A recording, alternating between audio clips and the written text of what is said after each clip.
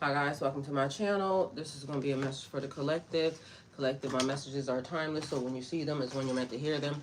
Please don't forget to like, comment, share, subscribe. Also, please don't forget to hit the post notification bell so you can get alerts when my videos are posted. If you're new to my platform, welcome. Please hit that subscription button. It would totally mean the world to me.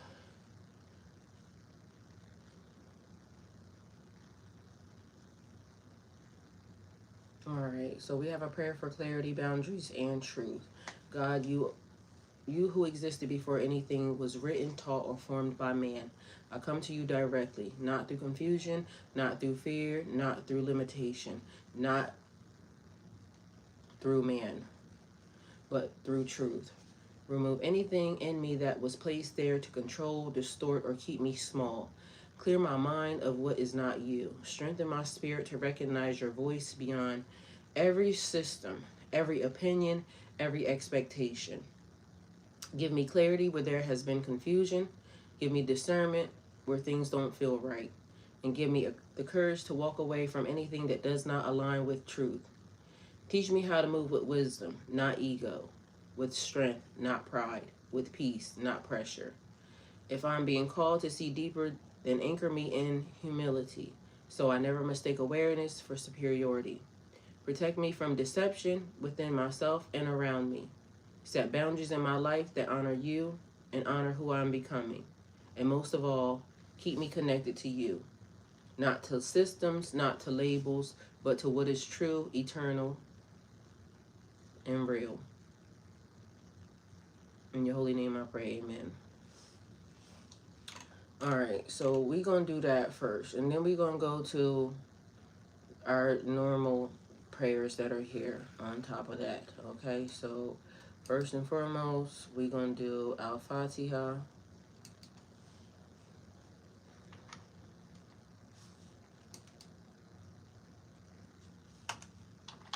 How's everyone doing? Welcome and thank you for being here. So today we're doing something a little bit different because one of the platforms I'm not logging in. I'm going to log into, the ones that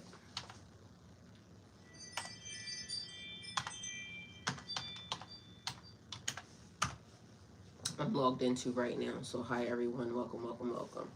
Alright, so Al-Fatiha is the opener. We're going to go there. Welcome everyone, thank you for being here, showing up.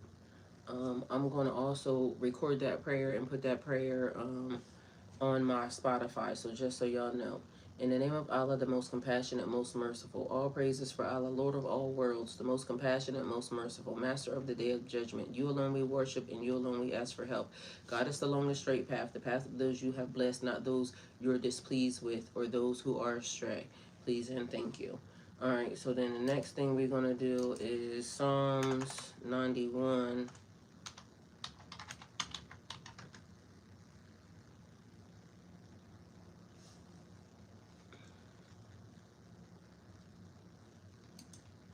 I don't know what that was, but anyway, so we're gonna do Psalms 91. I find Psalms 91 on Bible Gateway, just so y'all know. So we're gonna go with that.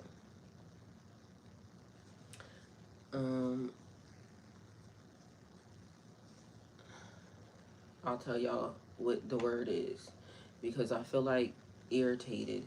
So there's an energy that just came in and it feels like irritation. I feel like also, let me do this first because we don't give a damn about that. We just gonna talk about it and move past it because, Psalms 91, whoever dwells in the shelter of the Most High will rest in the shadow of the Almighty. I will say of the Lord, He is my refuge and my fortress, my God in whom I trust. Surely He will save you from the fowler's snare and from the deadly pestilence. He will cover you with His feathers, and under His wings you will find refuge. His faithfulness will be your shield and rapport. You will not fear the terror of night, nor the arrow that flies by day, nor the pestilence that stalks in the darkness, nor the plague that destroys at midday. 1,000 may fall at your side, 10,000 at your right hand, but it will not come near you. You alone observe. You will only observe with your eyes and see the punishment of the wicked. If you say the Lord is my refuge, and you make the Most High your dwelling, no harm will overtake you, no disaster will come near your tent. For He will command His angels concerning you to guard you in all your ways. They will lift you up in their hands so that you will not strike your foot against a stone. You will tread on the lion and the cobra. You will trample the great lion and the serpent. Because he loves me, says the Lord, I will rescue him. I will protect him, for he acknowledges my name. He will call on me, and I will answer him. I will be with him in trouble. I will deliver him and honor him. With long life, I will satisfy him and show him my salvation. All right, so the word that came into my mind was irritation. It's like a bad child. Hi, Miss Kelly. Welcome. Thank you for being here. A bad child. Spare the rod, spoil the child. And we keep discussing how evil people, wickedness, because it says the wicked people basically being dealt with. You will only observe with your eyes and see the punishment of the wicked, right? So that means that you're going to see it. It won't hurt, harm, or endanger you, because it says no harm will overtake you, no disaster will come near your tent, for he will command his angels concerning you to guard you in all your ways. Everybody may think that they're right in, whatever situation. All right, so I'm going to go and I'm going to look up the word irritation, because, words be meaning what they be meaning. And be mindful, I'm saying a bad child, because you don't grant a bad child things. So a bad child that's acting out, and people will say, well, children aren't bad. Well, that's also to say that they don't come into this realm that they have signed a contract to be a murderer or killer or anything else, but they still have to grow up and serve their purpose if that's the case.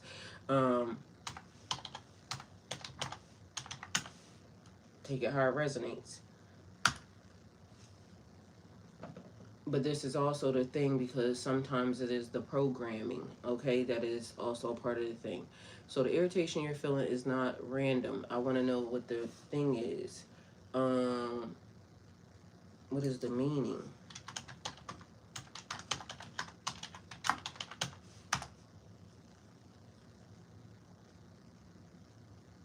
All right, irritation means a state of being annoyed, bothered, or mentally uncomfortable. It also says there's 2 layers of it. So a surface meaning feeling frustrated or aggravated, something getting on your nerves, a sense of tension or restlessness. Okay, so it could be me showing up on a daily basis, right? And somebody may not like it. Like, who the hell do she think she is? And, who is she to say that God existed before the biblical books? A person telling the truth. I'm not lying. So a person being mad at the fact that I can be aware and then see things for what they really actually are. So somebody would be mad at that. It's also like you being, hi lady, who's that lady? Lady G. Hey Lady G. That's also like, because I'm getting, I told you so. Like somebody's mad because something that you may have said is given I told you so energy. And who do you think you are? How did God give you a gift? Because somebody may be mad at a gift. You could be empathic. You could have the gift of sight. You could have the gift of premonition. Same, but just gifted, right? You could be gifted in a situation. How do you know the things that you know? But also people want to pick and choose, because I told y'all before that because of religion, hey LaDonna, religion wants to be the boss. Religion wants to say who is who. But God existed before any of that. And so in religion, if you are gifted with, sight and seeing, they call you a prophetess. Also in religion, if you are gifted with sight and or anything else that is, remotely related to that, if you are not part of their organization, they call you a witch or a heathen or anything they can call you other than a child of God or God's, created in God's image, because they like to be the judge and jury of situations. But again, God existed before they came about. So people don't like when hello, I'm listening, hitting the work. Okay, period. People don't like when you can see that, you can articulate it, and you can kind of bypass their spiritual gates. because this is what they try to put up. They try to control who's allowed in and out. Meanwhile, they're forgetting that God gets to choose. It's not about them. So it also has impact for me. I feel so much. However, give thanks. Amen. Because God is good all the time. So surface meaning, feeling frustrated or aggravated, something that's get on your nerves, a sense of tension or restlessness. People talking over me causes irritation. People talking around and I can hear them causes irritation. People that are not able to see, because this morning, like I said, and I don't mean to call people stupid, but I don't know what other word to call them, because if they come in and they start talking about stuff that don't concern me, if that's where you are in the level, that's where you are. I'm not going to entertain it, because it's like a thing of some people coming in to hinder, to delay, and I don't have time for that. I got other stuff to do. We're on a mission. We got to get certain things done in order for us to get other things done. So a deeper meaning, what it signals. Irritation is usually a reaction to something not aligning with you. So I said the other day, everything that is circling around me is in alignment. Let me see. We just going to go ahead and get the actual message, because I don't want to lie to y'all. Again, that's not what I'm here for. So I like, showing y'all and telling y'all the truth. Why? Because anything else past that ain't what I'm here to do. I ain't here to lie to nobody, and I ain't here to blow smoke up nobody's ass, because at the end of the day, they gonna end my pathway. I'm gonna go this way, your pathway. You can go that way too if you like, or you can go that way. Don't matter to me. All I'm here is to give you the message. Here we go. Everything connected to me is aligning with growth, clarity, and abundance. I move with purpose. I act, I receive. Everything connected to me is aligning with growth, clarity, and abundance. Growth, clarity, and abundance. And if it ain't on that, if he ain't on what I'm on, he can kick rocks, or the people, right? I move with purpose. I act, I receive. I move with purpose. I act, I receive. I don't got time to be, showing one thing to the public, because I want to control the narrative. The narrative is being controlled by God and God alone. So just like today, we're having Facebook is up and we have YouTube up. Normally I would have TikTok up, and Twitch is always up. So normally I would have TikTok up, but TikTok's like a bad child. So every time I get on there and I want to tell the truth, because TikTok is being heavily monitored by the powers that be, that want to continue on, I gotta say, entertainment purposes for this, that, and the third, ain't said nothing but the nothing. And so I keep getting hit hard over there. Meanwhile, then right behind that, when I don't go live over there, they'll send me messages every day talking about people want to see more of you. Yeah, but I don't want to have to be restricted to having to say certain things and lie. Or I got to go the long way to tell a story because of the fact that you want me to lie. Or you want me to soften the blow. I don't know what you want me to do, because again, I got to deliver the message the way that the message is being delivered. I got to give the message the way God is telling me to give it. And that's the thing. So people don't like when you tell it like it is. And I can smell a lot of sense. Me too, lady. I get it. You're truly gifted, Lady G, period. So this is the thing. So your boundaries are being crossed. So with that being said, I don't feel irritated, but that's the word that I heard initially, and maybe it might be irritated because I'm not going along with the narrative that they want me to go along with.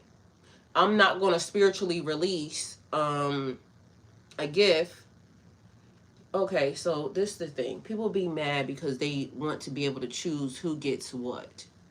And anytime and from now until then and after that, any gift that I'm given by God, I'm going to use it. I'm going to, wield it the way that I'm supposed to. Because again, we also know that when God tells you to move, you move just like that. You don't move at the sound and the tone of the people who are here, because they don't have a heaven or hell to put you in. Even if they can lock you up, throw away the key, this and a third. It's so many people that have been locked up and spiritually and everything else by man, and then God forces them to release them. It's so many people that they want to be able to touch, but meanwhile they won't touch them because God won't allow them to touch them. And so somebody can look at me and say, well, why did this, da da da da da, or why is it that this person shows up every day? They want somebody else to be in the position. Well, tell them push record. Like, you can do the same thing, you just can't do the same thing. So even if somebody else is chosen for the job, I can't do the job that they were chosen for, because if God says that it's their gift and it's their talent and it's their whatever, I am not able to take it or touch it, and vice versa. And that's why people be mad, because they want me to quit. They want me to focus on the shit that they want me to focus on. I'm not doing it. I don't have to. God didn't say I had to do that. You're seeing something that doesn't feel true or fair. Well, it may not be fair. Favor is never fair. Mind you, it keeps being this thing about Ezekiel. So I'm going to go look that up and see what it says. But it's a whole other message that's ahead of here, because literally there was a message that was ahead of here. So I'm going to look it up because that's what I'm being told. But we're going to go look it up. You've outgrown a situation or a mindset. You may outgrow people. And you know what people get mad at? When you grow, and because actually that's a part of the message, you going this way and they going this way. Y'all could be at the crossroad at the same time. Respecting people and their stuff. Yes. So y'all could be at the crossroad at the same time. You and your friend, you and your family, whatever, right? Everybody learning the same exact thing. Meanwhile, God tells you this is your direction, but your family's saying you need to go this way. I got to listen to what I'm supposed to be listening to, and then guess what they'll say? That's not God that you're hearing, because they think they can hear God louder than you. They can hear God and they want you to go the way that they want you to go. Meanwhile, God is telling me that God was God before all of these religions existed. And so in my mind, it made me wonder, why can people not understand that? Why do people not understand that God existed before your mama, before your daddy, before your grandmother told you anything about the Bible? Why can y'all not see that God existed before that? It's almost like they rather follow whoever the person was that wrote it, thinking that their intuition or that they were better than they are. And again, I'm not judging, but facts stand to be the facts. And even if they were sent by God, God still existed for them to be able to get sent. And just like you and me, right? Living in this earth or on this planet or on this world, right? You make mistakes every day. Based off of what they think, you could potentially be making a mistake every day. So why do they not think that those people didn't make mistakes at all, period? Why do you think that they have more knowledge or had more knowledge than you did or you do? Why do you think that they heard God better than you? Things that make you go, So people get mad at me all the time because they'll say, oh, she's da-da-da-da-da. Keep your mouth off me too. Because guess what? Even if you think I'm wrong, it's just your thoughts. Because God could be saying, she's literally right. I told her to say that. And meanwhile, back at band camp, you want to be the judger. This is the other thing. Why have y'all ever not realized that the people that wrote them books, God being here before those books existed, why have y'all never paid attention to the fact that those books will hurt and destroy and kill anything good? They said Jesus was good. They basically decided to hurt, to kill, not listen to, and everything Jesus. Anytime anything shows up that's innocent, that's pure, that could be anything great in the world, they try to destroy it in God's name. Have y'all ever thought about that? Does that make any sense to y'all? If God sent something, and these are the people that are of God, why are they trying to destroy it? Like, it's time for us to start using our thinking caps. It's time for us to start paying attention. Why do they tell you to do this, this, and this? To respect your mother, but then disrespect your wife, the mother of your children. Like, go look at some of these things that they put in these books and then ask yourself, why is one to be respected and not the other?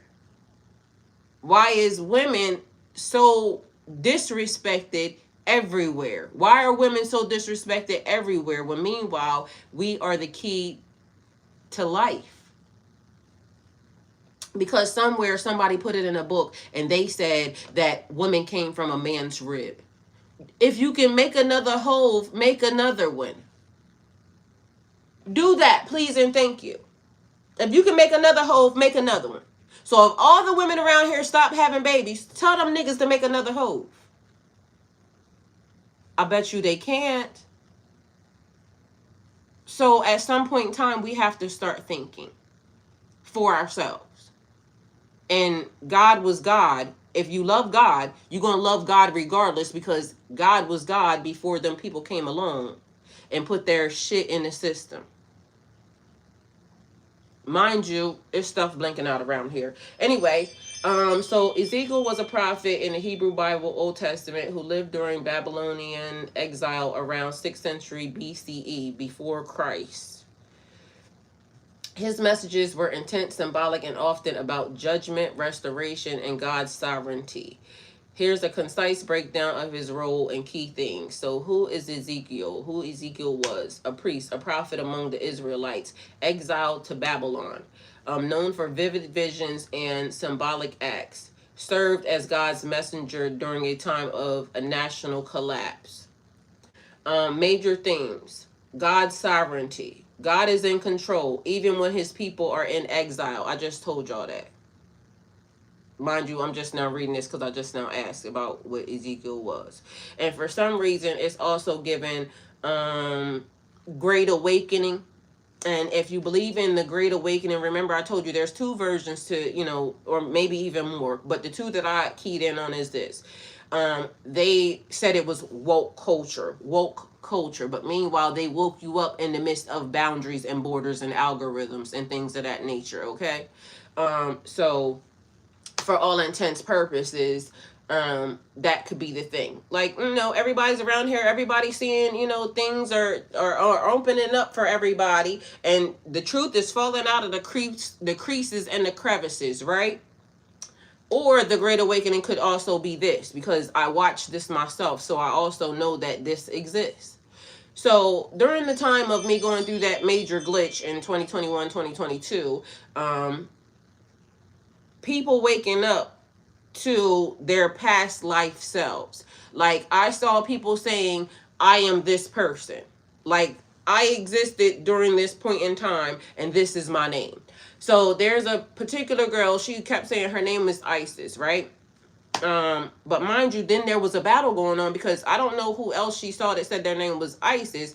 But if you go back to, a girl on YouTube, her name is What's the Chatter Larisha, right? That's her name. And she does messages and things of that nature. If you go back to around that time, because again, I remember this, there were videos that was saying, she was saying that was her name. Now, the funny part is during that time when I went through that glitch, I was given a name, right? Of a person that existed during a certain point in time. Mind you, never heard of this person before. As much as I love the History Channel and National Geographic and them showing, all the Egyptian, this, that, and the third, all of that stuff going back to before, I never actually heard of this person, but somehow I was gifted a name. So when I got the name, I went and looked this name up. Mind you, it was so weird, because then I went and also back and I started looking at National Geographic and everything else a little different. Not National Geographic. What is it? The old, what is it? Whatever the other one is. It might be National Geographic. But anyway, I went back and I started looking at it. Y'all, I was crying, bawling, because now I realized who I was at a particular time, and also realized that these people are now in possession of my stuff. Mind you, also realizing that I have a body that exists on this earth that is somewhere around here that I could potentially go visit.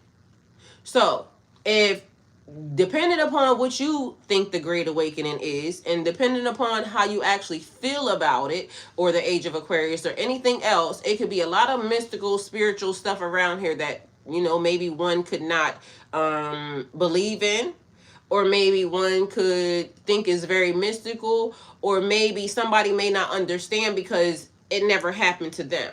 And so they would be saying that something's wrong with you, or that you could potentially be crazy or anything else. But in this world that we live in, nothing is actually crazy. We also learned that during the times when, you know, the people that they were saying that was crazy and they put them in asylums, this, that, and the third, I'm also learning at this moment in time that because of what they call it, the mud flood, but, you know, Noah and the ark, the buildings that were buried under the flood, part of the asylums that were created for people to forget the old life, their old ways, their old customs, based off of a great reset. Mind y'all, if nobody's paying attention at this moment in time, they're actively doing it again right in your face. And a lot of people are not even witnessing. It's almost like whatever sleep or slumber y'all have been put in, nobody's recognizing the fact that these people are making moves on us. Again. So when we got, you know, people in countries that people are backing, and I don't know why for the life of me people are backing these particular individuals, it's a destiny swap that has gone on and is going on. And when I say destiny swap, I mean these people won't take a DNA test to prove who they are, but they will try to force you to take a DNA test to force to tell who you are. Meanwhile, if you look at that time, that place, these can't be it. Not present, absent-minded. Well, it's a little more than absent-minded is what I think. Like, it's something that is stuck in the brain, because literally, and this is the thing, because even as I was having the conversation, everything and everybody surrounding it is saying that they don't like the words that I'm using, right? And I know why they don't like the words that I'm using, but the thing is the words that I'm using are correct. Because if you can't see that they put you in a box, that your God, the God that you're talking about is the God that they made up in, you know, whatever book it was. Because if it was the God that basically the one that existed before they were given the books, it should be the same one. It should only be one. And so no matter who lived during that time, it shouldn't matter if they came along and they said that, you know, oh, we worship God because, you know, God is the thing that put everything into existence. It shouldn't have been changed so drastically to where these people over here are doing rituals on children and things of that nature. Like, how did you get so far away from God that it was okay for you to do something to a child? Mind you, these are y'all laws and y'all commandments. How did you get so far away from God that you allowed people to manipulate, knowing that they manipulated? People tell you that they manipulated. It's proof that they manipulated, and you still only want to stick to what they gave you. So I'm confused. So for me, it is confusion, because if you can tell me that it was manipulated, you can show me that it was manipulated. I know that God existed before any of these things came about, because this is what y'all wrote about. Like, I can write about God. You can write about God. Anybody can write about God. Anybody can experience a miracle from God. Anybody can experience a blessing from God. Anybody can get a word from God. Because remember also, even in some of these books, they're talking about people who were drunk, people who were whores, prostitutes, things of this nature. Now, I don't know about y'all, but during my drunk days, I might not remember some shit. So it might have, you know, went this way, but it could have went a whole lot different. Because guess what? I told y'all I stopped drinking because I started blacking the fuck out. And then people were telling me what was happening, and I didn't like that. Like, I like to be, coherent. I need to know. Because in my mind, the way they tell the story is always, oh, she's crazy because she did this. She blacked out, she did this. If I don't black out and fight people in real life, I can't be blacking out and fighting people when this happens. There has to be something that triggered me. But of course, they're not going to tell me what triggered me because of the fact that they want to be right. And I don't fucking trust them. So, stop drinking. Stop having the spirits and things of that nature. But if I'm not going to fight people on a daily basis, because, I can cuss you out right here, right now, but my demeanor is not to, automatically put your hands on me unless you violate my space or you do something that, requires you to get your ass whipped. So that's not my normal behavior or demeanor. So what did y'all do? And then in the process, after I started finding out, then this nigga did something that basically violated my boundary, because guess what I said? I said we were leaving at this time. I don't give a damn if your friends are not here. Don't try to manipulate the system for you. If the time was given, grown people have to be accountable. And if you're not where you're supposed to be, when you're supposed to be, nigga, we fucking leaving. So somehow that triggered whatever it triggered, but nobody stood on principle to say, well, she did say that we supposed to be leaving at this time. Everybody, for some reason, just said, oh, well, she's drunk. We gonna listen to this nigga. I don't give a damn. Drunk, sober, this, that, and the third. The rules are the rules. We're gonna follow the rules. But guess what happened? After that, and the whole shit went left, then all of a sudden people are saying, I'm the problem. Yeah, I don't like that, because to me, rules are rules. Drunk, sober, this, that, and the third. But I'll take it, because guess what? Nobody likes being accountable about their own shit, but I'll be being accountable because fuck it. I was still having a good ass time. So in the midst of, people are telling stories. People are drunk. People are in jail. People that go to jail lie every day. It's people that's outside that should be in jail that's lying today. So you mean to tell me we're going to take accounts of people that, are doing da-da-da-da-da-da-da, and not to say that they are not right. All I'm saying is God still existed before God, and it's nice and funny how you can follow the same pattern and nobody's going to believe your ass. But these are people who wrote books and things of this nature, and they gave them to you, and you expect me to just follow it blindly. Don't ask no questions. I'm not that type of slave. I'm not that type of energy. You're not just going to give me something. It has to make sense to me. And right now, it's a lot of stuff that's not making sense to me. I can't talk to you about something that I never went through. That's also another thing. So if I never went through a spiritual ascension, elevation, breakup, I can't tell you about stuff that I ain't dealt with. It's people that write whole ass books about shit they ain't never dealt with. And then guess what they do? Give them to you, and then they call it the gospel. I'm just not that type of slave. So I don't know, what to tell y'all. And again, even the fact that I'm sitting here, nobody got to listen to nothing that I'm saying. Nothing. Continue on being that type of slave. I ain't judging. But I don't want no parts of it. And I don't think I'm wrong. I don't feel like bad kids should be benefited. Like if you're bad, and I'm talking about adults here, so I'm just using the children analogy, but if you're a badass adult, I don't want to follow you nowhere. I don't even want to give you credit for nothing. It's like listening to somebody that ain't no good at heart. Nothing good about them. They say what they say, and then they go off running to do this. So people be mad at me because they'll say, oh, well, she hasn't had on her hijab in so many days. My hijab was never about nobody's religion, this, that, and the third. My hijab is between me and God. And when I want to put it on, I'm in the house. I'm doing what I'm doing. I'm also, on several different journeys around here. But at the end of the day, it don't have nothing to do with religion. Because guess what? It's a bitch running around here right now today with a hijab on that is a nasty ass individual doing anything and everything they can do. But mind you, because y'all see a hijab, y'all think that's a good person. It's not. It's dead. Everything in it is dead. Everything surrounding it is dead.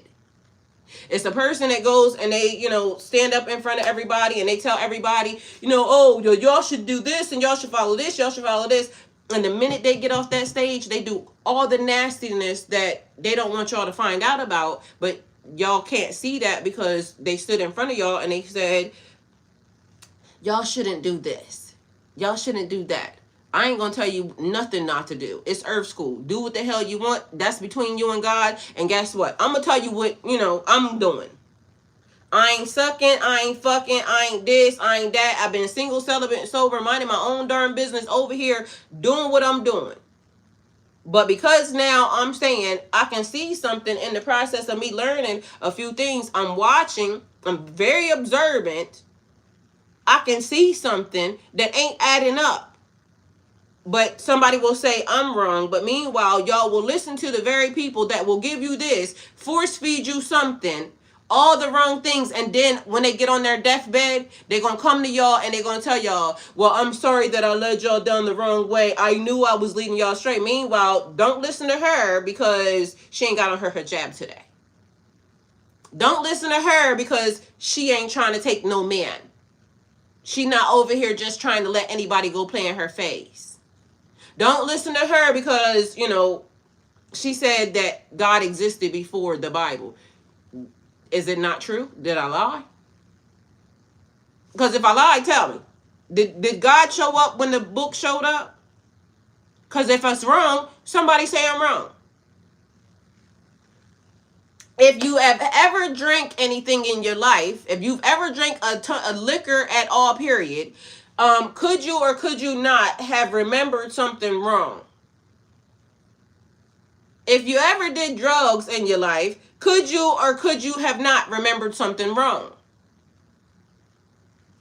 Mind you, I still ain't saying nothing about nobody. All I'm saying is we need to be mindful of what we are consuming and who we're consuming it from. Could there be some good stuff in there? Yes, there can. Can there be some lies and manipulation in there? Yes, there can. Do you still, can you still read it and learn from it? And if it's something good from it, take from it and use it? Yes, you can. Excuse me. But you're not going to tell me that I'm going to look at this Torah in here and they start telling me laws against doing this, that, or the third, doing rituals and putting my sins into something and telling somebody to eat it. You're not going to tell me that that's the right thing to do. That's wrong by any account, by all means. Mind you, these are those very same people, not just them, some other people that will tell you, you shouldn't do this, you shouldn't do that. God don't like this, God don't like that. But why is it in that book? But also on top of that, how are you going to tell me half of the story when you don't even have the whole entire story? That's like me coming to y'all and saying a nigga robbed the bank, right? And mind you, he did da da da da da da da da. But mind you, I'm not telling you the whole story. I'm only telling you part of the story. Mind you, that's called a lie by omission. If you intentionally remove something that you know was there beforehand, which we know they know it was there beforehand because there's some other niggas over there that got the whole entire thing. And mind you, they had to keep protecting this thing because these people kept saying they wanted access to it because they wanted to remove something. So literally lie by omission. Then they said, here, give this to you, your family, and your children, and y'all live by it. Generation after generation after generation after generation. And lo and behold, here I show up. And guess what I am? The generation where it stops here. But guess what? I had already imparted it into the children. Because they said, train up a child. Listen to it. Do this.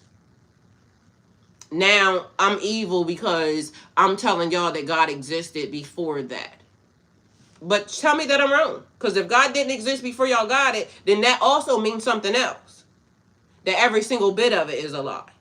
So clearly God existed before any of this came about, and somebody could be mistaken. Or somebody could just be lying by omission. Because ain't no way you gonna tell me that there is no more prophets to come even after one, when mind you, everybody's still here. When mind you, there's guidance that needs to be done. So to me, everybody has a fatal flaw wherever they put their doctrine. So if that's the case, I can read it, I can look at it, I can, learn from it or not. I can also learn what not to do in the process of, seeing what they did. Because that's the thing too. A person can teach you inadvertently by not teaching you something. Same exact thing. So we also have to make sure that we're doing what we need to do for ourselves and stop allowing people to lead us down the wrong way. And then when they're on their deathbed, now they're coming to us telling us, we knew we sent y'all down the wrong pathway. And y'all just sticking to it. Or y'all can do what y'all want. Anyway, so served as God's messenger during a time of national collapse. This is Ezekiel. So major things: God's sovereignty. God is in control even when his people are in exile. Judgment and accountability. People, leaders, and nations are held accountable for their actions. And I pray that they are. And faster rather than later. Because I'm watching people right now thinking that they have control over places that they had no control over from the beginning. But they have the right to sit in a place and now try to judge who belongs where. God, get them. Restoration and hope. Despite destruction, God promises renewal and return to righteousness. Please and thank you, because it don't take too much to be a good person. It don't take too much not to be a fucking liar. And I know y'all don't like the way I said that because I cussed. So don't listen to what she said because she cussed. Eventually. But as for now, I told y'all I waited my whole entire life to cuss. Sometimes it just seems, like the right thing to do. Judge your mammy. I'll take that. Have some decorum. But during those times, it make me feel like it should be a cuss word there. I feel like that's the right thing to do. And I don't think that I'm not going to get into heaven for cussing. Go figure. Anyway, visions and symbolism. Ezekiel's vision, like the valley of dry bones, symbolizes revival, spiritual awakening, and God's power to restore life. Please, God, and get them away from here. Because I feel like Mother Nature deserves so much better as well. How do you live on a planet and you decide to destroy it for money? Like, that's got to be a wicked ass individual that for money you would destroy your home and the life and homes of other people. They don't care. This is the reason why they be lobbying to be able to poison the air and da-da-da-da-da. But it's people that sitting in position that lied, cheat, and stole that are supposed to be helping ain't. They're not. A good person would have made them people get your ass off this property and off this land because it don't belong to you. Why are you over here trying to make rules and regulations when you know and we know that y'all stole? Y'all broke treaties. Y'all lied. Y'all tried to cover up people's history. Y'all sent other people over here to imitate and to mock other people. And now, mind you, you still got niggas that are trying to bring their ass over here in God's name. Wicked and evil. You're not going to tell me that that's a good thing. Like, you're not going to convince me. How in the hell do you wake up on a daily basis and know that some of the things that are under your religion and under your doctrine are hurtful and harmful to other people? One of them niggas just said that they think that it's right to enslave people. They think that it's right until they get enslaved or until they end up in an incinerator, until something happens, because ain't they the same people that was crying, talking about some Holocaust and this, that, and the third? Them the people, right? Mind you, a destiny swap, because are those really the people? Because they the people that it happened to, because do y'all know what they do? Like, literally go look up what them people do. I don't know why, for the life of nobody ever goes and reads what anybody else does. Everybody just says, oh, it was bad for them to do, this. And it was. But go look up what they do. It's like Dexter. Remember I told y'all about Dexter? If y'all go look at Dexter, the movie, or the series, what Dexter does is Dexter is a killer. Dexter goes around and he kills all the bad guys. Now the police are looking for a serial killer because of the fact that Dexter is around here killing the people, and that's not right to do, but Dexter's actually helping. So it's a thing. When you go look into the bad guys or the people that Dexter was killing, they was out here doing stuff to kids. They was out here doing stuff to women. They was out here just doing bad, horrible things. But Dexter would be the one that would be blamed for it because they don't know what Dexter did, and it could just be the thing. An eye for an eye, but at the end of the day, that's not really what it meant, because to me, in my mind, I thought that it meant that if you do something to somebody, then, something should get done back. That's what I thought it was about.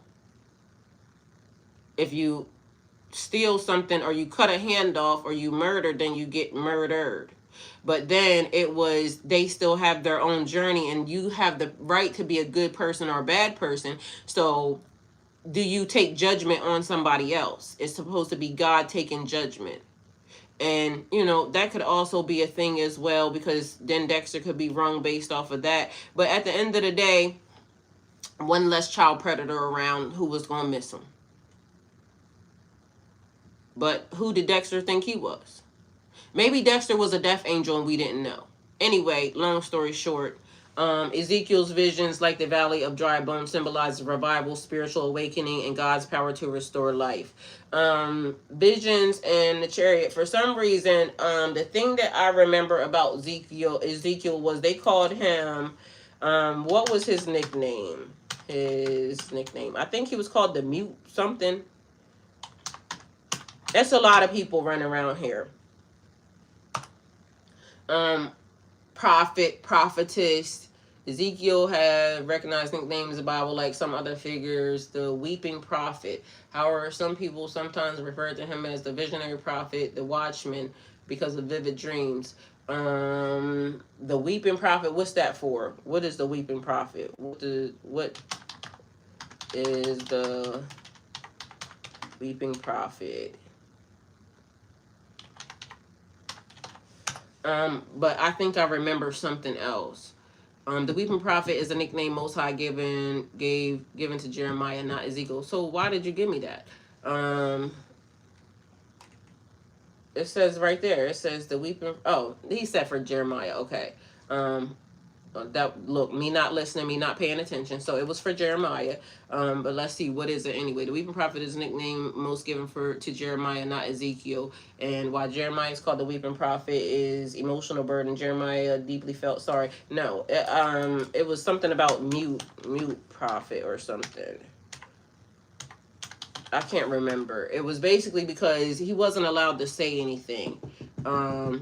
Mute prophet, and that sometimes, okay, yeah, it was right. The mute prophet, that is a title sometimes associated with Ezekiel because of a key part of his calling. So why Ezekiel is called the mute prophet? Ezekiel 3:26-7, God tells him, "You shall be silent and not speak to the house of Israel. But when I say to you, speak, then you shall speak." For a period of time, Ezekiel was unable to speak on his own authority. He could only speak exactly what God instructed. Because when I remember listening to this story, he said to take the word in him. And so it wasn't to recite it. It wasn't to remember it. It wasn't, hey, Mike, thank you for being here. He had to ingest it. And so when he ingested the word, he said you would think that words that were so sour or something, because he was getting ready to tell people about them themselves. He said, but it tasted like honey. It was sweet. But mind you, he was taking in the word of God.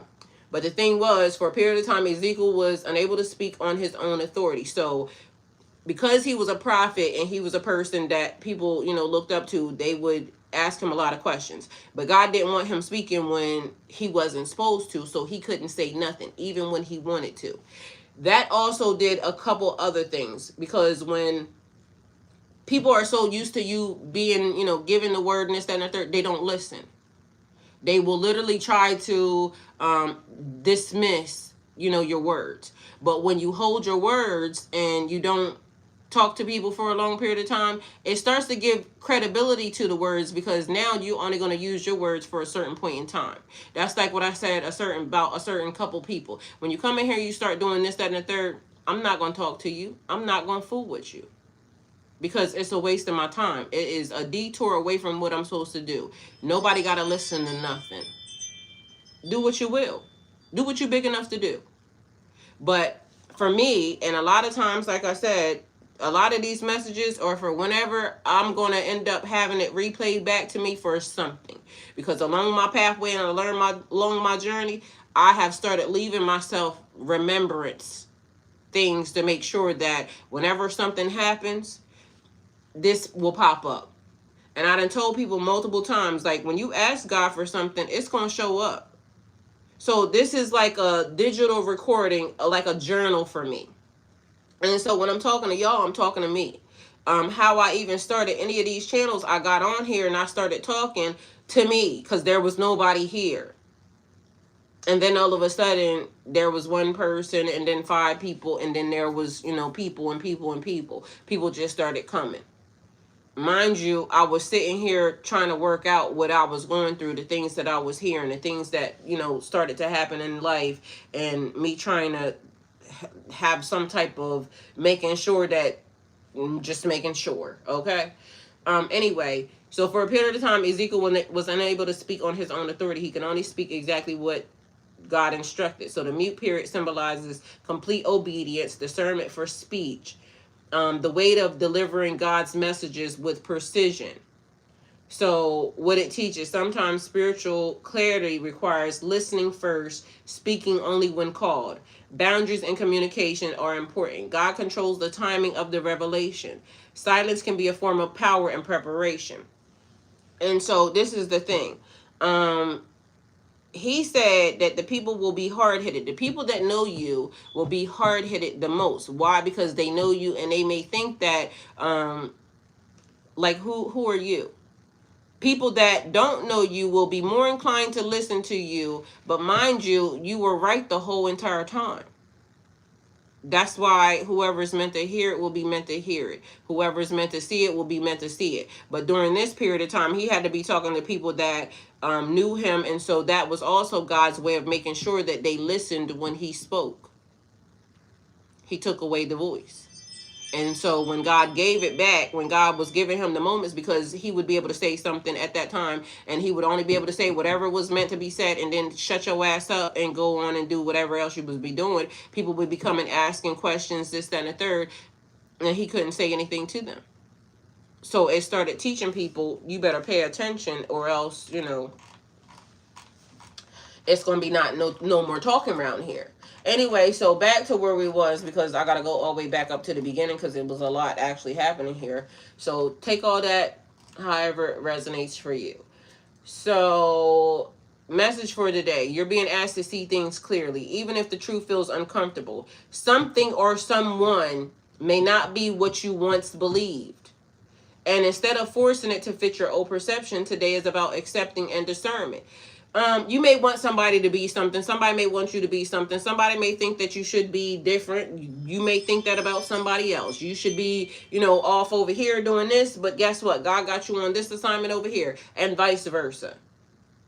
There's a strong energy around about outgrowing people, habits, and environments. And I told y'all, for anybody that is new here and just now listening, I am doing cleanup right now. And one thing about me that I have learned throughout life, normally the way that I'm cleaning now, I be cleaning up. But the way that I'm cleaning up now, at this moment, wiping down walls, this, that, and the third, da-da-da-da-da-da, baseboards, and that gets done, but not to this extent. When it gets done to this extent, it is me separating and washing away whatever energy that is.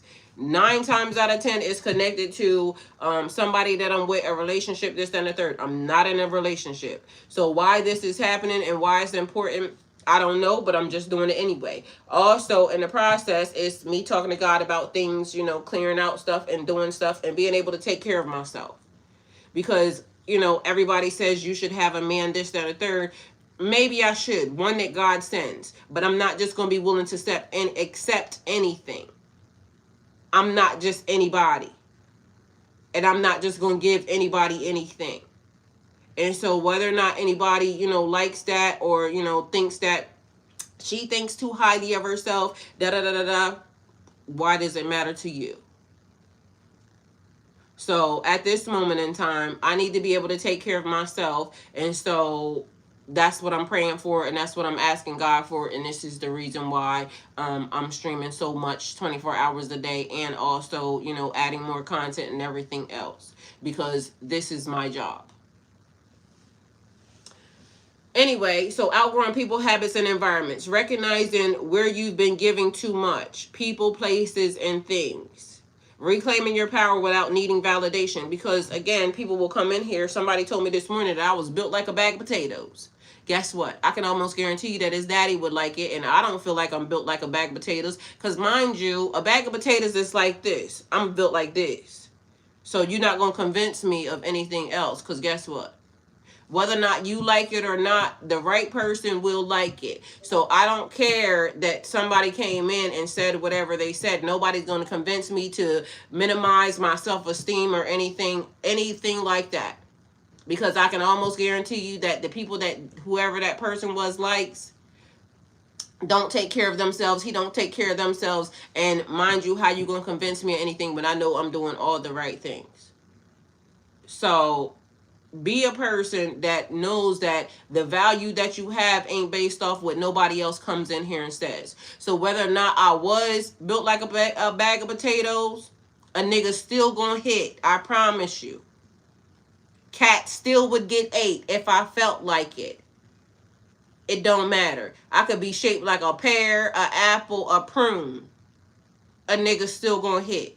Ain't gonna make no difference. All right? Look at some of your baby daddy's favorite baby mamas. Take it how it resonates. A nigga ain't never not wanted to eat no cat because it was built like a bag of potatoes or anything else. If you felt like people misunderstand you or try to label you, it's because you're no longer easy to control or define. Because, of course, somebody would like for you to cry because, you know, it's the internet. The internet's undefeated. But mind you, they be over here trolling. And then when I start trolling back, guess what they do? I ain't never met a troll so far yet that when they came over here trolling, I started trolling. Then they subscribe and now I'm their favorite person.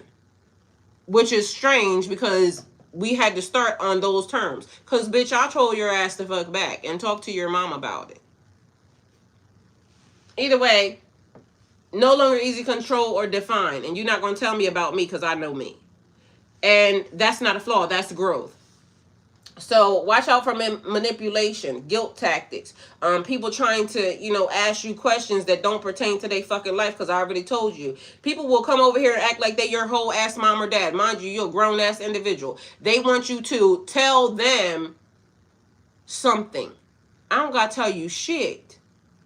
Go talk to God about it. Because the same way I'm going to go talk to God about it, you need to go talk to God about it. Don't come over here acting as if I'm obligated to tell you anything other than what I want to tell you. It'd be like some people standing at the threshold with their hands like this. Now, before you walk over here, tell me why it is that you think I ain't got to tell you shit and get the fuck out my way. Please and thank you. You're not the plaque holder or the gate holder of my future or my destiny. That is reserved for God.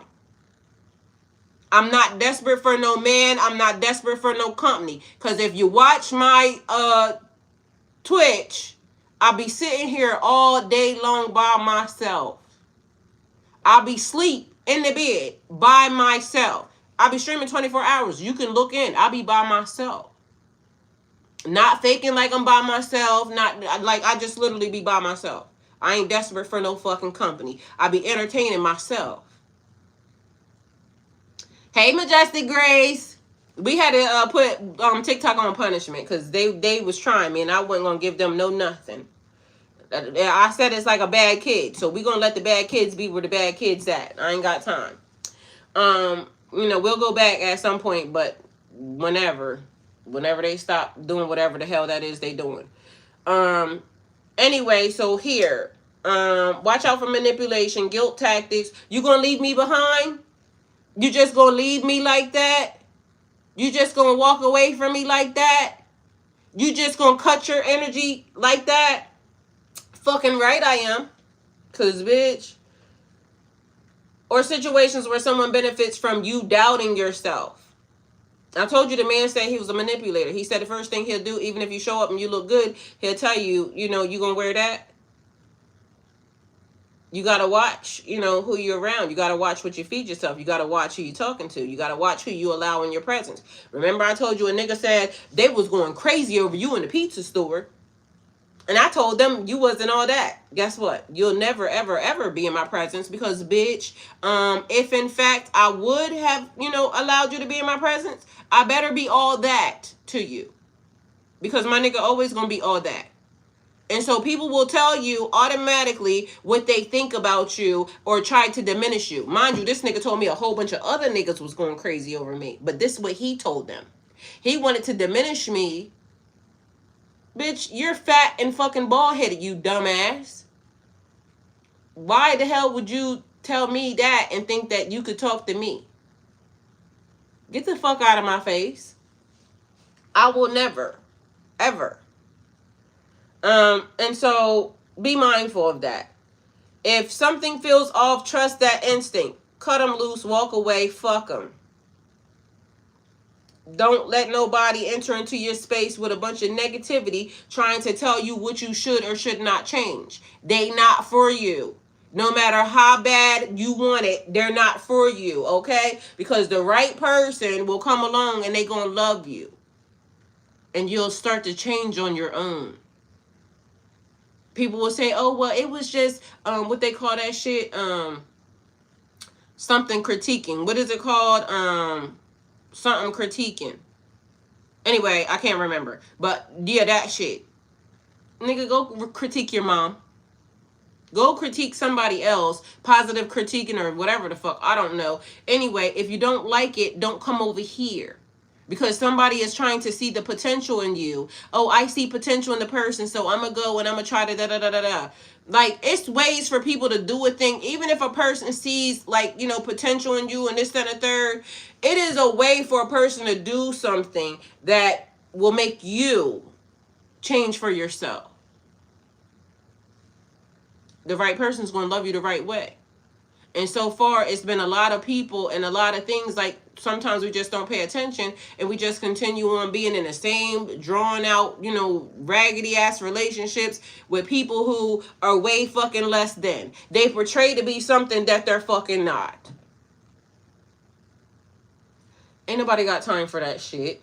Go put your whatever that is on somebody else because I ain't got time for it. And I'm not going to entertain that. Anyway, move in silence where needed. Protect your peace more than your image. And let actions reveal your truth, yours and theirs. I trust what I see. I honor what I feel. I choose what aligns with my highest good. Because I gave y'all the affirmation already. This is clarity, boundary, self-respect. Not everyone can go where you're going, and that's okay. Everybody don't need to be invited near you. You're not for everybody, and everybody shouldn't be around you. Everybody don't have the best of intentions for you. So energy for today. Clarity, boundaries, and self-respect. This is not a soft wake-up call. It's a clear one. So, you know, for all of those who, she should be a little softer. She should be a little, I am for the right person. I don't have to be nothing for everybody. People will want you to be something for them. I don't have to be nothing for you. Men, come along. Oh, she should be softer. For who? You ain't my nigga. Go tell your bitch to be softer for you. Go tell your person to talk to you in the way that you wish for them to talk, somebody to talk to you. I don't got to talk to you in no way other than the way that my energy is given. If you don't like that, then guess what? I'm not for you. Just because you saw something and you thought you should claim it, I didn't give you authority to claim nothing. For the right person, my energy gonna say, okay, that's that. Hey, it's gonna be real soft, real nice. But for the wrong energy, it's gonna be fuck out of here real fast. Please and thank you. Back up. Don't get too close. Protected by vipers. Stand back, bitch. All of that. Even for a person that's friendly, I can be friendly. Not too friendly, but nigga, my energy ain't gonna be aggressive to you because you come in peace. But if you come over here with the wrong energy, thinking that you want to tell me something because you see something that basically I ain't got told none of that. Just because you got that on your mind, I ain't got that on my mind. My mind saying, you see, whatever it is you see, all I see is help, the help. In a past life, you may have been the help, a bodyguard or something. Do your job. Protect me from afar, bitch. Don't come nowhere near thinking that I'm supposed to lay down with you or I'm supposed to be, anything else, da da da da da. And if I don't go near you, know that I was never going to be your help. Because I never went near y'all. Because this is what people do. People will come near me real quick thinking, oh, I'm going to be da da da da da. Yeah, the fucking help, bitch. Because what you here for? I didn't invite you. You saw me and you decided that I was something that you liked, this, that, and the third, but you didn't come over here in a way that shows anything but the help. Don't be mad at me. I know it sounds very harsh, but guess what? Go look it up. You'll understand it when you understand it. Because I didn't go nowhere near you. I be over here in peace, like peaceful. Just sitting here doing what I'm doing, cleaning up, this, that, and the third, doing that. And somebody will look at me and say, oh, she needs a man. I don't. I don't. God is going to send the right thing. Because I do, but I don't. Not y'all. So you're being shown the truth about people's situations, even yourself. And this is one of the things. People have to actually know yourself. Know yourself. Because again, I'm not running off no man. I love love.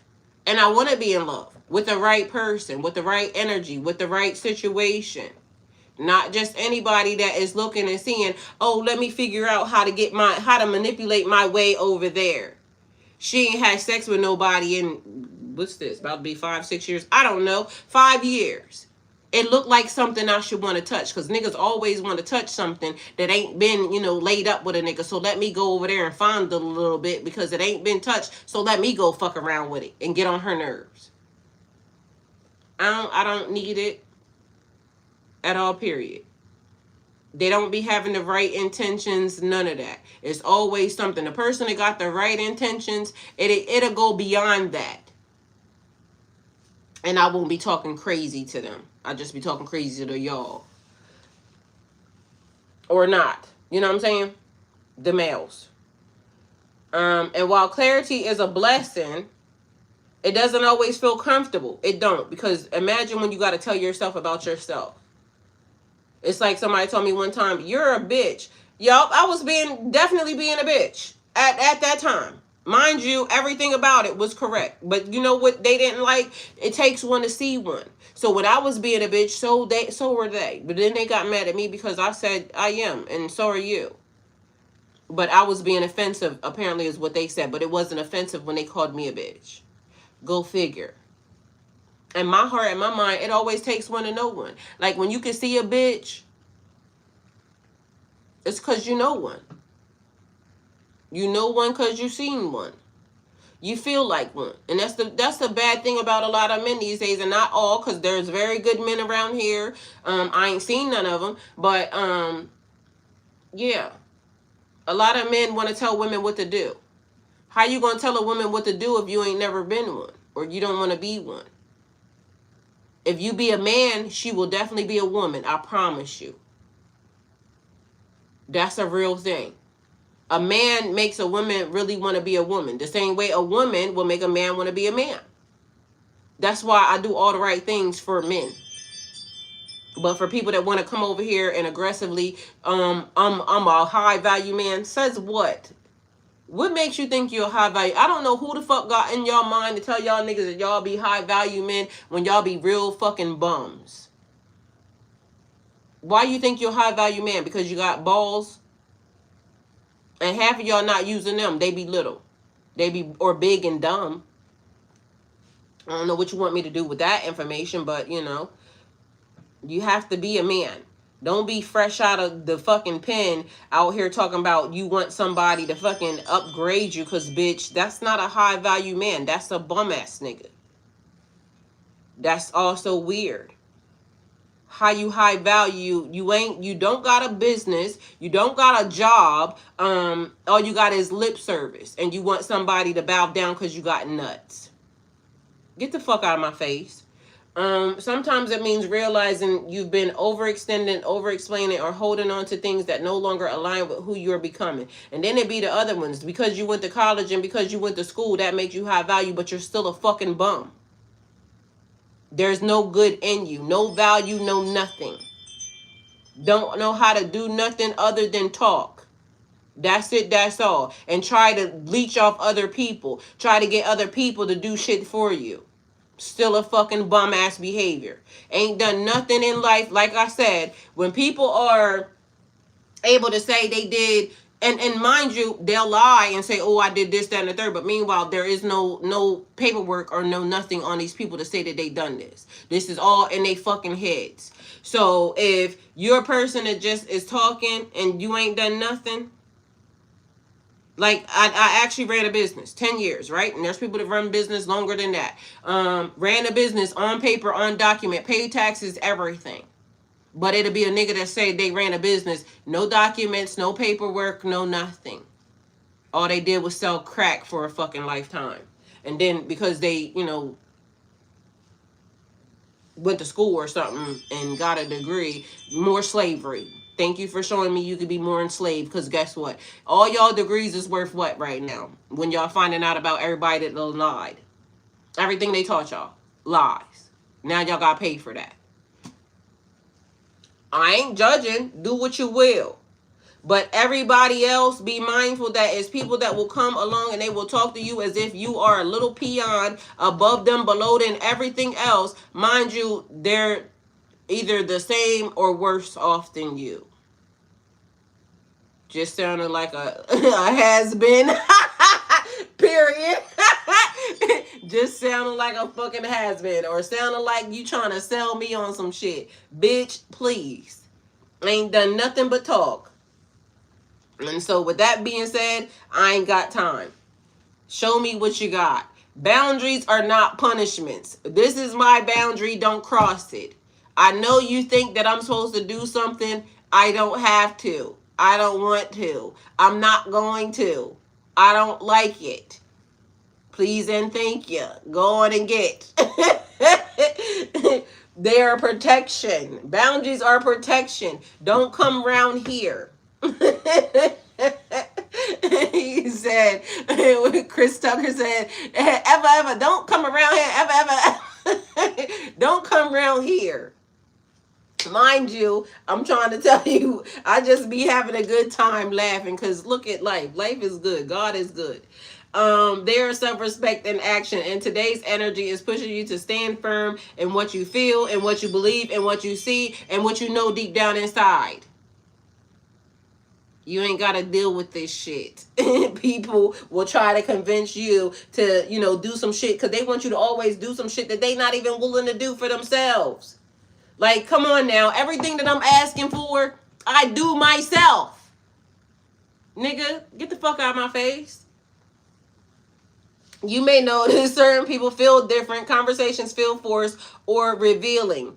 Your tolerance for disrespect is lower than usual, because I ain't got time and I don't have to be disrespected by nobody. I'll put your bitch ass on mute. And anybody else, I won't let you around me. I don't have to. All right? So that's not you changing for the worse. That's you waking up. Now, everyone can go where you're going. Now, everyone is meant to understand your growth. Now, everyone deserves continued access to you, because you're not for everybody and everybody ain't for fucking you. So know that. And that's okay. So release the need to explain yourself to those committed to misunderstanding you, because, it came off so harsh. I know. They've been telling me that for years. That's the crazy part. Since I was little. Mind you, because I would just say shit to people even then. I think that's just one of the you know, the factory the factory sentence. Cause literally I can remember saying stuff to people, even grown ass adults. I would tell them stuff, right? And I had one person tell me, they said, just imagine a little kid telling you, you know, something in life that ended up being one of the most impactful things in their life. But that's the shit that I would just always say, because I was very even observant as a child. And I can tell when certain people just like, so what I said to the person was that this particular person didn't love them. Mind you, and I told them why that the person didn't love them, right?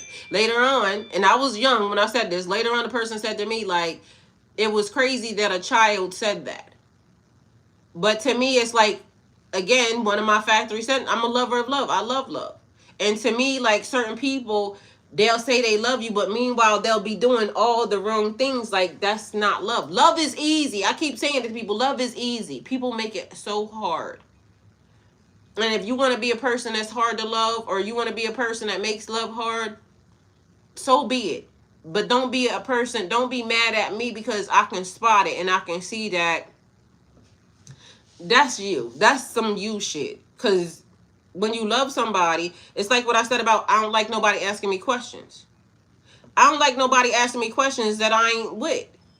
So a person that I'm in love with, or a person that, you know, I'm friendly with, and this and the third, they don't even have to ask me that. I'll be like, you know, I'm going here, there, and this and the third. My antennas go up when people start asking me questions, and I'll be like, why the fuck you want to know that? Like, don't ask me questions. And I done told multiple people that. Why you asking me that? And mind you, it could just be a person wanting to know. But to me, when my antennas, when I start being like, my face frown up, why you want to know that? Because to me, certain questions ain't for people, like, they just not. Don't ask me shit. We can be friends and this, that, and the third. Just don't ask me no questions. Like, that don't matter. Where you at? Why?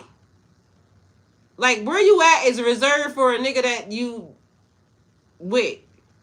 That's weird to me. Because why do you want to know? Are you the police? That's what I be thinking. And I don't like that.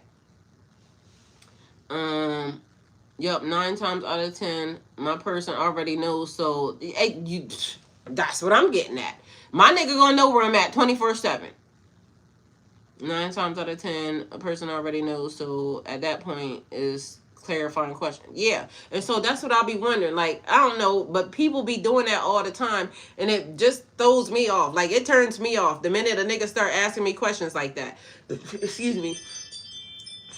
Because also to me, like, my person, the people that, you know, are interested in me, they come in a certain type of way. It's always like a bum ass energy or a bum ass nigga that wants a whole bunch of fucking, I don't know, like, because I don't want to say it the wrong way, because it's like, I don't know. It's weird. Because why the fuck? It throws me off every time. I don't like that. So I don't like people asking me questions. Worry about your damn self. So release the need to explain yourself to those committed to misunderstanding you. The right people won't require you to betray yourself just to keep the peace. Because why do I got to do that? You know what I've been disliking too? And I'm going to just say this. Y'all parents need to stop trying to fucking force feed y'all kids to do shit. Because y'all teaching them to be these types of motherfuckers too. Because what ended up happening was I seen this lady, and apparently this page is huge, and this lady has a daughter, so apparently the daughter's always on there. So she was saying she was pulling a prank on the daughter. She was trying to get her to eat that McDonald's arch sandwich, right? Big arch or something. And so she kept saying, just take a little bite because we're doing this, and the third. And the little girl kept saying, no, I don't want to try it. Well, just try it because, and she kept doing it. Stop fucking doing that to y'all kids. When they say no, the answer is fucking no. The little girl smelled the sandwich and everything. Like, why do y'all want to force them to eat shit that y'all already know, like, might not be good, this, that, and the third? But the way she was doing it was giving me the, like, you gonna make her grow up, and then some man or somebody's gonna, you know, do the same exact thing, and then she's gonna feel like she's obligated to do it because you were already training her to do that shit. Mind you, I keep seeing parents doing that.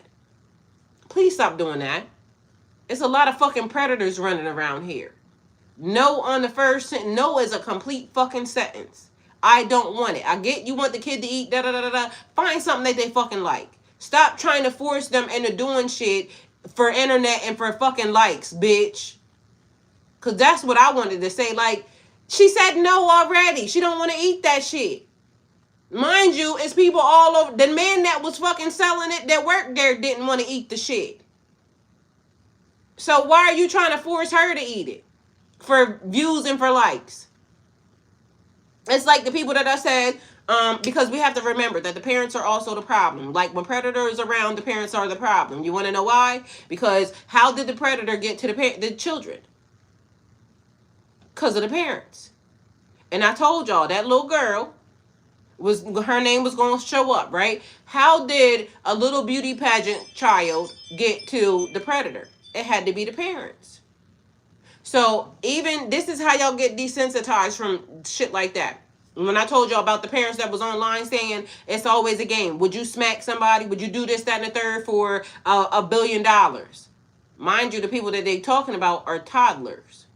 And then everybody in the comments was saying, oh, well, you just met them, da da da da da. This is how you get desensitized to, you know, doing stuff to people for $1. That's weird.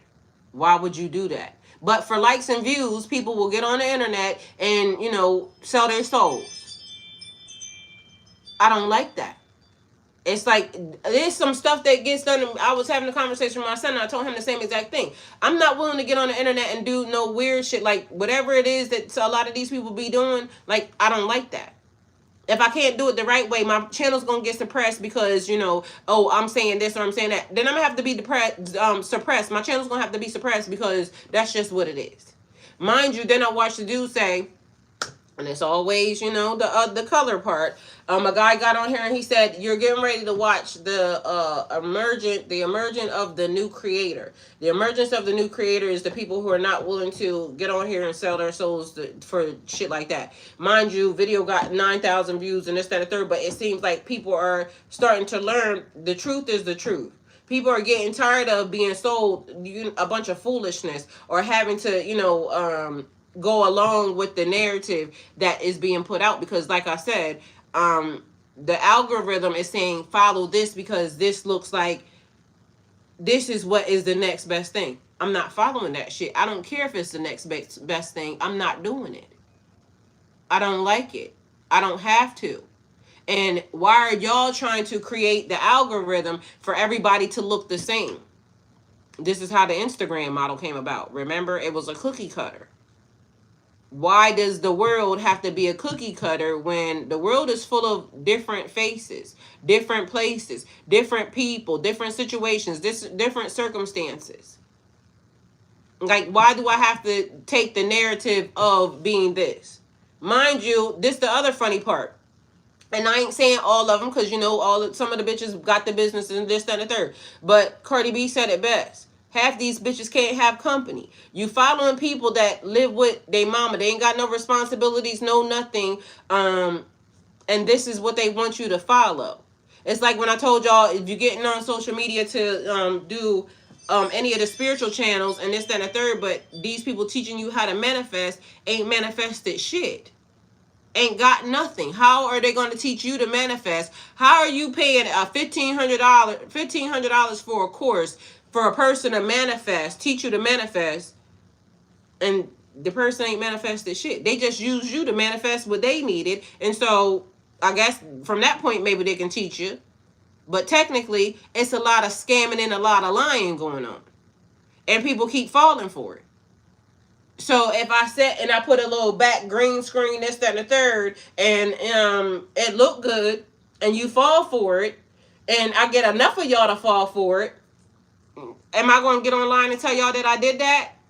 Like, this is how I did it. I lied to the people and I told the people that I was going to teach them how to manifest. I put up a green screen or something fancy, and then this is how I did it, and I used y'all to do it. Like, y'all can see what a lot of these people are doing. Why are y'all not paying attention to what the people are actually really doing? It's like a person saying, I can teach you how to be in a lifelong relationship. Bitch ain't never had a relationship before ever in their life. They paying niggas. So what you want me to do? I can't stand that. My daughter is so picky, but yes, find what they like. Period. Like, find what the hell they like, because stop forcing them to do stuff like that. It don't make sense. That's called a pyramid scheme. Oh, okay. She said it's called a pyramid scheme. Thank you for that, because that is exactly how it be getting done. People be online, literally. The other day, right? A man, and this is another thing.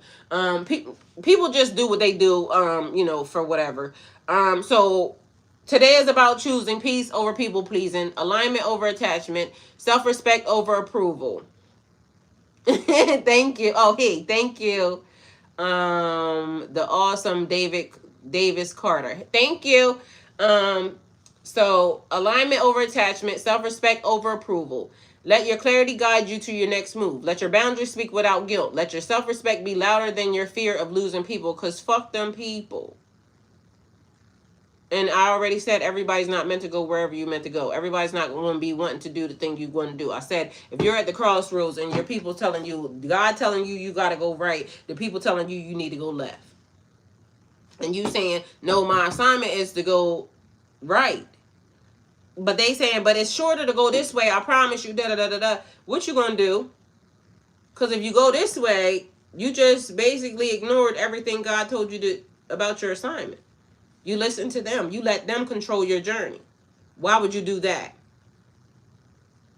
It's okay to say at that moment, you go that way, I'm going to go this way because this is the way that I'm being told. Because you don't know, and they don't know either, that during your journey, 2 miles in, it's the person that you're supposed to be over there to talk to. It's the person that's you're supposed to meet. That's a part of your destined, moment, destined time. But you go this way, and now you done bucked the whole entire system. But it's okay to say, this is where we part. This is where we part ways. I'm going to go this way, and you can go ahead and go that way. And then you might even find out that the reason why they're trying to tell you to go this way is because their feet won't even let them go this way. So now their job is to try to, well, I can't go that way.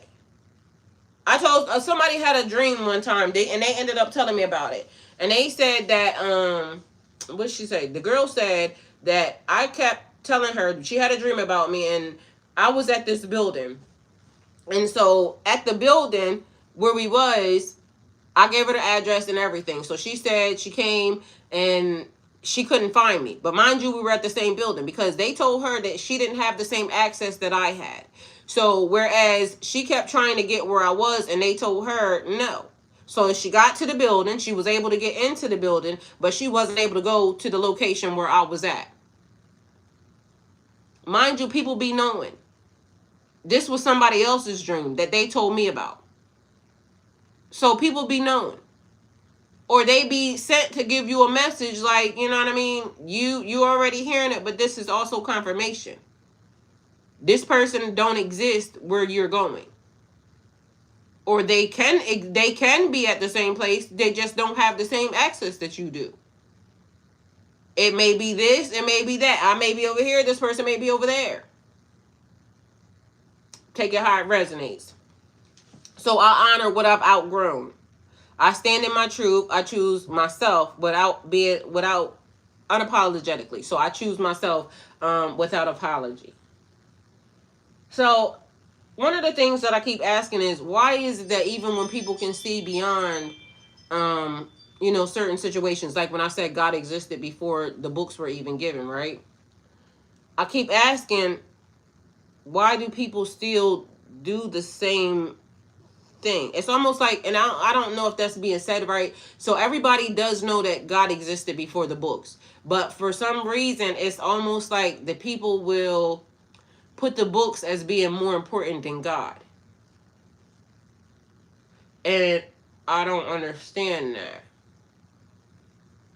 So at its core, many people believe God existed before anything man created, including religion. Religion in that sense is often seen as structure or systems humans built to understand, organize, and teach about God, not God himself or herself or itself. So why is it that even though people know that, they still will follow the doctrine of, you know, the books without even just thinking that this is a tool. This is this is something that I'm supposed to use as an instructional, or, you know, whatever, but also make decisions to be able to, you know, move beyond that. Because to me, it seemed like God is here and the books are here, all of them. And so if you're only looking at the book, you're only getting here. It's like you're not going past that. So why is that? If anybody got any answers, I would like to know.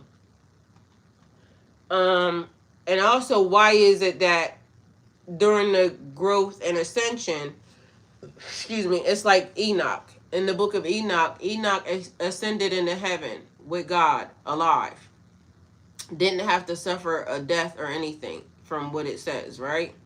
So to me, that also shows that Enoch was allowed to see all 7 realms, everything that was happening, allowed to come down here, talk to the watchers, the fallen angels, mediate on their behalf. Mind you, these are angels that were in heaven.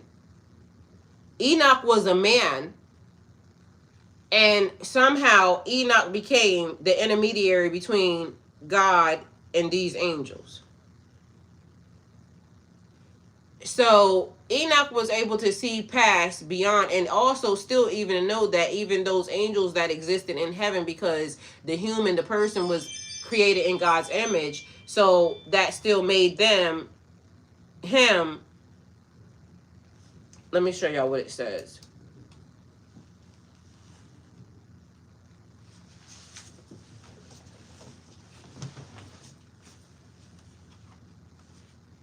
Oh, it's a guy outside changing out. He's parked in front of the house.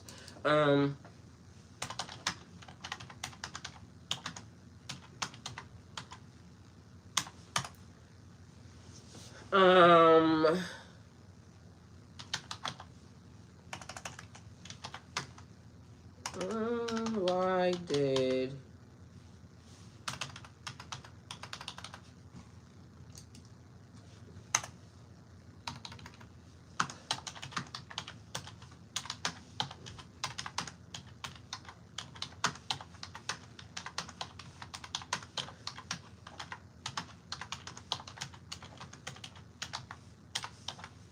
all right, so it says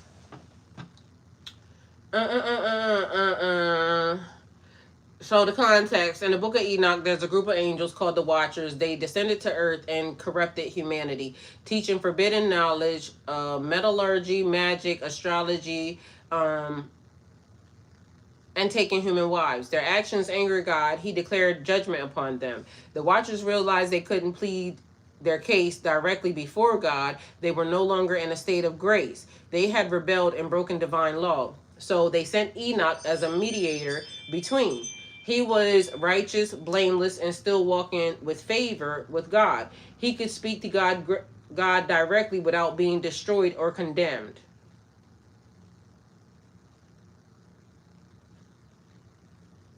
He could speak to God directly without being destroyed or condemned. So they hope that through him, their pleas for mercy or explanation might be heard.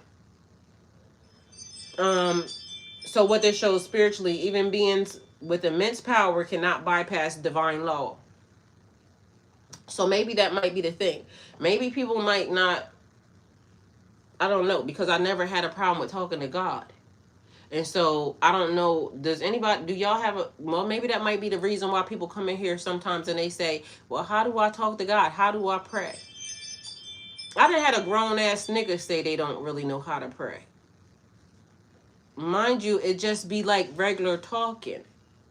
And mind you, anytime I've asked God for something, like to show me something, it appears. So maybe that might be the reason. I don't know. But in my mind, I feel like anybody should be able to do it. But maybe that's the thing. I mean, y'all tell me, because I don't know. I can't tell you that I can't talk to God because I've been talking to God. and God be talking back. I told y'all literally I said something and it got picked right out of my brain. Don't do that. Right. I can't relate. I talk to God in my mind all the time. That's what I'm saying. I talk to God in my mind out loud. Like, you know what I'm saying? So I don't know. Maybe somebody that can't talk to God need to come in here and tell me. Like, what happens when you can't talk to God? Because that's the thing. Like, somebody will say, in order for you to be able to talk to God, you got to go through these people. I ain't never had that problem. I talk to God, and I tell God, I need to know this, that, or the third. Then all of a sudden, stuff starts showing up. Mind you, which is also weird because even in Christianity, it says, and this is one thing that I used my whole entire life. They said in order to get in front of God, you use the Lord's Prayer. Our Father who art in heaven, hallowed be thy name. Thy kingdom come, thy will be done on earth as it is in heaven. Give us this day our daily bread, and forgive us our trespasses. We forgive those who trespass against us. Lead us not into temptation, but deliver us from evil. Because thine is the kingdom, the power, and the glory forever and ever. And then I start talking to God. Mind you, it's right there. It says it's the Lord's Prayer. That's how you get in front of God. I always liked it, so I always used it.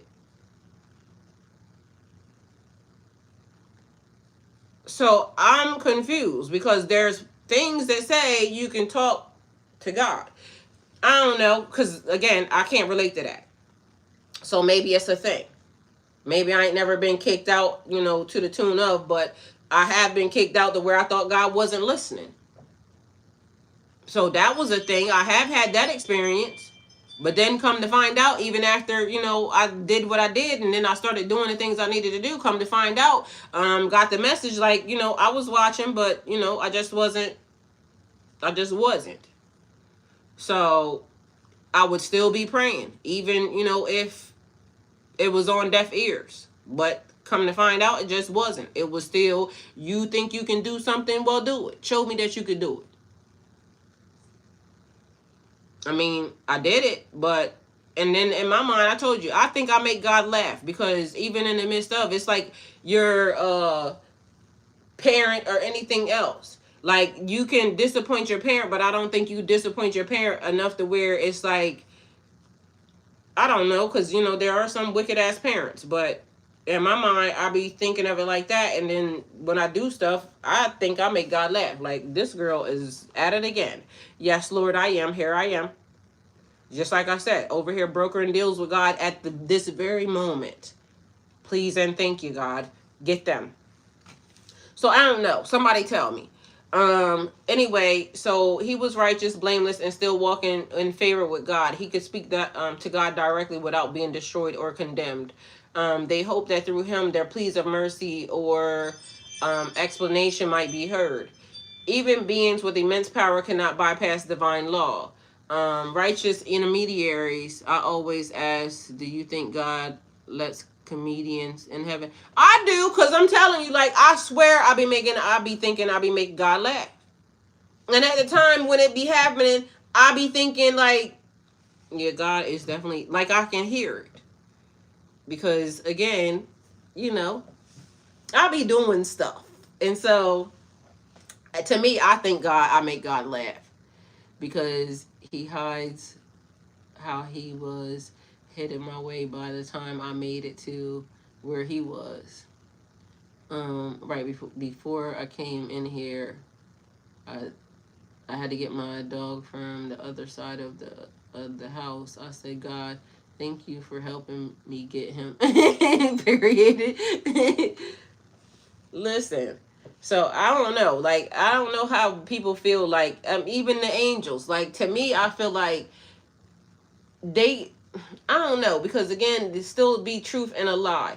So even if you got kicked out of heaven because you wanted to do something, it's almost like you had to always continue to want to be corrupt in a situation. Because if it's people out here being pedos and this, then the third, and these niggas got in their brain, or, enslavers and this, then the third, and somehow they got in a, funky ass brain that they can plead before their deathbed, God, I'm sorry that I, ran humanity astray.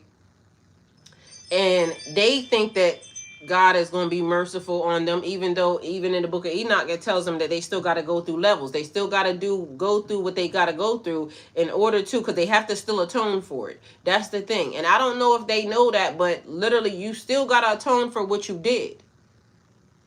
And so you can work your way back as with anything, but I don't know why it is they got in their brain that if they tell the truth on their deathbed, they're instantly getting in. No, you going to one of the levels and you got to do this. There's levels to this shit. And so, I don't know. All I know is, even with the fallen angels, right? Although they got stuck here, and that's the other part. Let me see this, because literally, I swear, what happened? What was the fallen angels' punishment? That's what I want to ask. What was the fallen angels' punishment? All right. In the book of Enoch, the punishment of the fallen angels, the watchers, is detailed, symbolic, and severe. Here's a careful breakdown. The crime. The watchers descended to earth against God's will. They taught forbidden knowledge to humans, sorcery, astrology, metalwork, etc. Which is also weird to me because I'll save it for later. They took human wives, producing the Nephilim, the giants. Their actions caused corruption, violence, and chaos on earth. According to the book of Enoch, chapter 10 through 12, imprisonment in darkness. God commanded the angels, the archangels, to bind the watchers in deep dark pits, the abyss, far from God's presence. They are confined until the day of judgment. That means they're still there. When final justice will be executed, that means they're still there. Is that on earth though? Because I heard several different things where the people said that they were in Mount something, one of the mountains, because they said they can hear chains rattling there. Their physical and spiritual power is limited. They cannot influence humanity freely anymore. Eternal torment. They will experience eternal punishment until often described as chains and anguish until the final judgment. Separation from God. The ultimate punishment is being cut off from God's presence, which is the source of life and authority. So lessons and symbolism. Power without alignment leads to destruction. Even angels suffer consequences when they rebel. Knowledge can be dangerous if used without wisdom or obedience, period. Divine justice is inevitable. No one angel or human escapes accountability. And period. That's what I just literally said. It's there. Maybe God wants to be the only one up there with a sense of humor. I don't think so. I mean, I don't know, because I be laughing. I be thinking shit funny because I be seeing people right here on earth, right? And God be telling me stuff about people, right? So literally just like when it was the fallen stars, the stars, a lot of celebrities. And I kept saying, even during that time, I seen 4 fallen stars. Turned out to be so many more, right? Mind you, it's certain niggas that I be watching even right now to this day. And matter of fact, one of them just makes me laugh all the damn time because in my mind, it's another little bad kid. And, they keep thinking they escape from judgment because they keep doing, weird shit because I hear they bibbity bobbity boo and they go see the soothsayer, the whoever, the hoodoo voodoo bitch you knew. Meanwhile, you got your own magic, your own everything. And it's like they keep trying to escape, certain things. And so, like the Pope, when they was talking about, he said what he said on his deathbed, right? And it's like now I'm gonna tell the truth. So shit, I'm interested in seeing it. I can't wait until they do it, cause bitch, to me it's like they not gonna do it right. There's still gonna be some lies. And so even like certain people, when things happen and they scroll up and I see them, it'd be the weirdest thing because all I keep hearing in reference to several different people, right, is, I said it this morning, it is the price that you're going to have to pay for, because people be doubling down on their bullshit. Like, you can see celebrities, certain stars, people that be in the limelight, and you can tell they be doubling down. This morning, the first thing I saw when I woke up, is, I don't know if y'all know about the Houston thing, and they keep saying Beyonce mama, right? Which Beyonce mama got a name. Her name Tina. So Miss Tina was at the rodeo selling gumbo. And apparently this gumbo, then got a whole lot of different reviews. I done seen a lot of the negative ones. Could have had a lot of rave reviews. I don't know. All I know is that the shit I seen when the lady that reported her ass to the health department, I seen that. And apparently she had got shut down for a couple days. I don't know how long, but then they reopened it, right? So the first thing I see this morning is Beyonce at the rodeo, at the gumbo stand. I don't know if she was at the rodeo, that wherever it's at, but she was now trying the gumbo. And so this is the thing. I kept saying from the beginning, why are they calling that lady Beyonce's mom? Yes, she's Beyonce's mom, but she has her own, she's doing her own thing. Why she would be selling gumbo, I don't know. Ain't got no judgment for it. This, that, and the third. Maybe she want to do her own thing. I don't know. Maybe a future endeavor, whatever. But this is the reason why I be thinking sometimes celebrities and their parents, it just be a thing like sit your ass down and just be the mama, because it wasn't that they were saying she did it. They all of a sudden started saying Beyonce mom. Yes, it's Beyonce mom, but this lady doing her own thing. So why y'all keep trying to bring Beyonce in it? Beyonce ain't got nothing to do with it. So guess what? Now Beyonce got something to do with it, because now Beyonce over there, and maybe she has something to do with it before. I don't know. Either way, long story short, what it was given to me was, what I was gathering from seeing the picture this morning was that now she's trying to give some credibility to her mama gumbo. That's cool, because, that's her mama, but good is good, bad is bad, indifferent, right is right, wrong is wrong, and just because you show up being Beyonce don't make it good. And I don't know if it's good or not. That's what I'm saying. But the fact of the matter is now is her putting her, 2 cents taste buds on the line. And so if she say it's good and it's really not good, and more people say it's bad, and that was another thing. I seen a little girl, they was trying to give her the gumbo. It's an influencer couple. They was trying to give the little girl the gumbo. The little girl said she don't want the damn gumbo. She said it stank. And so she didn't want it. And they kept trying to force her to eat it. That was another one of the ones. Anyway, long story short, it could be delicious to somebody. It could be horrible to somebody else.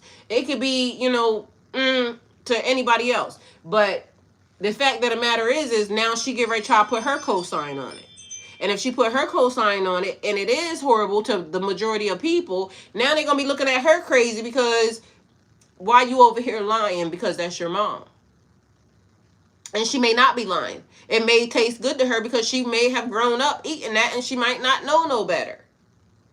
So she could potentially not be lying. But again, to me, she didn't have nothing to do with it, because that's her mom. The lady got her own name. The lady got her own brand. The lady got her own, whatever. So why did y'all keep trying to put her into it? But now she's into it. So that's the thing. And so I don't know. Sometimes another thing is God be trying to connect you to people that you don't want to get connected to. God be, trying to get you away from people that you don't want to get away from.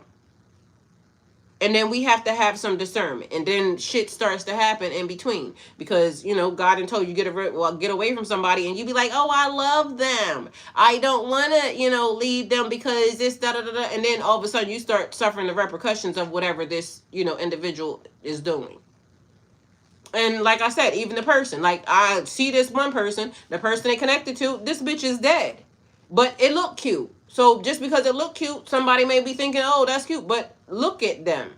Like if you look at the person's eyes, it's dead. Something's not right. And the fact of the matter is this is the spiritual person, but the spiritual person is saying, they want to co-sign on this. Why? Because they want to double down on their bullshit. But anybody looking at this can see that that's a dead bitch walking. Everybody can look at and see what they want to see, but the people that be right there with them just don't look at it and see what they be seeing. And again, in a lot of things, people get on the internet and they want it to look great. It has to be, it's the aesthetic of a thing. Meanwhile, It's not aesthetically anything. People outside of you is judging, talking, laughing, and you look stupid because, you know, they can see that it's all lies. But it don't matter, because if you don't care, then you don't care. So everybody can do what they want to do, and this is what I'm saying. Just, watch the show. All the world is a stage. Just watch the show. People gonna do what they want to do. But a lot of people are being controlled and manipulated by conditioning, because it's right here. So we're gonna go back up, mind you, because I went down for Enoch. Let's see where we going. Damn, this shit must have been long. I don't know why it's doing that. I'm gonna take this prayer and put this prayer. So we had a prayer for clarity and boundary. So that was one thing. I'm gonna take and put this prayer on the wall in on YouTube. I'll put it on Facebook too if y'all want it. So prayer for clarity and truth. And y'all figure out what y'all want to do with this information, because at the end of the day gonna end and everybody gonna have their own journey and their own, what the hell just happened? I said I was trying to copy it, and then all of a sudden the whole thing just collapsed. So I don't know. Okay, we copied it. Let's see if it'll post. Everybody has their own journey to go along with, and everybody's going to hear what they want to hear when they want to hear it or not. And so I'm not going to judge nobody's pathway. I'm just going to say this is what I'm doing, and if nobody likes it or understands it, whoop-de-fucking do. Okay? Period. Because that's all I got. This is what I'm doing. And you don't have to do that. This is what I know. And you don't have to know that. But like I said, somebody can come prove me wrong if you like. But in case if you try to prove me wrong that God is not God before that, then where did they get it from? Because, now there's a whole nother issue. So again, I'm not saying nothing that's not the right thing to be saying.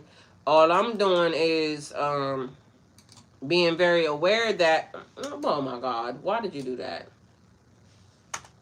All I'm saying is that I'm very aware of the situation and circumstances that everybody has officially put their sauce on something, and now they're just trying to, dish it out, and hopefully they can get the masses to follow so they can be the biggest doctrine ever, or they can be the biggest da-da-da-da-da. But meanwhile, it's supposed to be about God.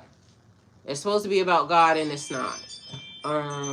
They say she stink so bad, food wouldn't surprise me. Damn. That is crazy. Yeah, exactly. Like, hey, Beyonce is eating it, you should too. Yeah, well, guess what? You seen them other girls over there, they telling y'all what type of spirit and everything. And again, I ain't got nothing to say other than I seen all the things. I don't really too much want to eat nobody's nothing. Because that's one of the things that I keep getting told about eating shit from people. You can't keep eating people's food and this, that, and the third, and then wonder why certain spirits and certain things get put on you. I mean, that's the what is this? This is what happens. And so I don't know why anybody would have thought that should have been a good thing anyway.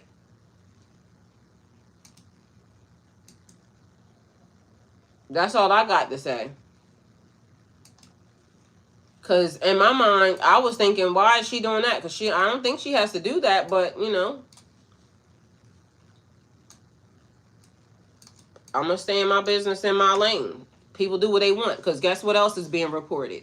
In the midst of people having so much money and everything else, it's also being reported other things about people. And I'm not pocket watching or anything else, because it's not my business to pocket watch. But I don't understand how people have so much and, billions and billions and billions, and then all of a sudden it's missing. So I don't know. And again, I'm not judging, because guess what? I went through my own little situation.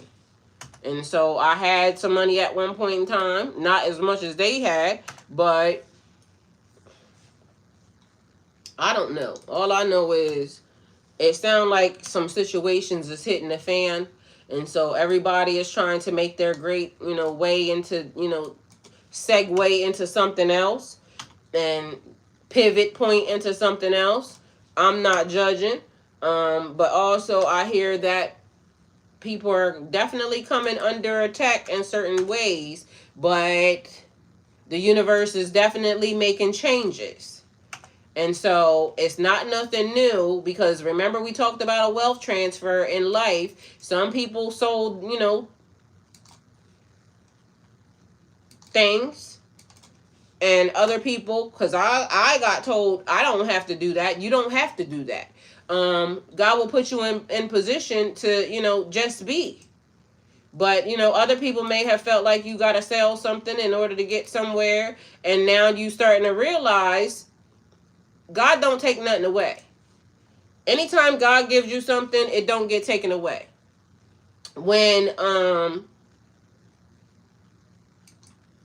you make negotiations and things of that nature with, the wrong entities and beings and things of that nature. Matter of fact, God don't take nothing away and don't give you something better. So let me just go with that. Because, God will move you into something bigger and better where people will think that you losing something. Meanwhile, God will put you in something, way different, way better.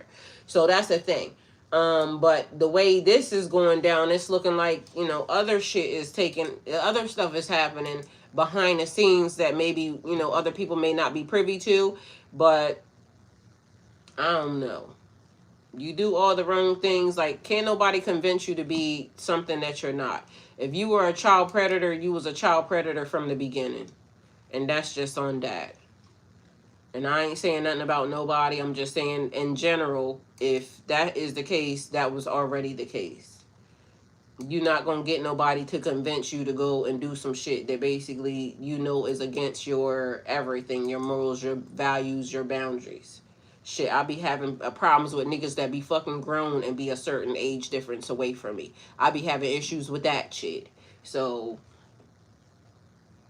it'd be easy for people just to be like, oh, well, they're grown now. That's still a little bit weird to me. They are grown, so I'm trying to even still wrap my head around, like when people just be grown-ups and niggas be like, 40, 45, 40. Like, nigga, you're still a little kid to me. Like, you know what I'm saying?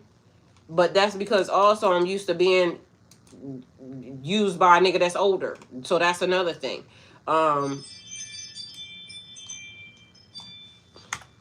Niggas that should have went to jail. But that's the conditioning also that is in the world, because niggas be preying on young girls. Trying to get young people to do, give them some youth in their life. So I don't know. This society is just strange. And God's going to do what God's going to do. So just so y'all know, remember that anyone can see your posts. Got it. All right, so the posts are actually up. It's on all the channels. So we're going to go over here. And I think then we're going to bring this message to an end. But everybody, she said that part, period. I wonder why they keep getting why they keep getting that rap. Because is that a spiritual thing? Is that a spiritual stink? Because that exists. Because in my mind, I be thinking that when you got that much money, you should smell real, real good. I mean, I know that may be crazy, but I be thinking that. Because shit, bond number 9, that's my favorite, y'all, just so y'all know. They make 9 billion of them, but I love bond number 9. That's one of my favorite people. Let's see. Okay, so let me go back up here where I was. But bond number 9, or whatever it is they use, shit, it should smell real good. Cause I'm sure she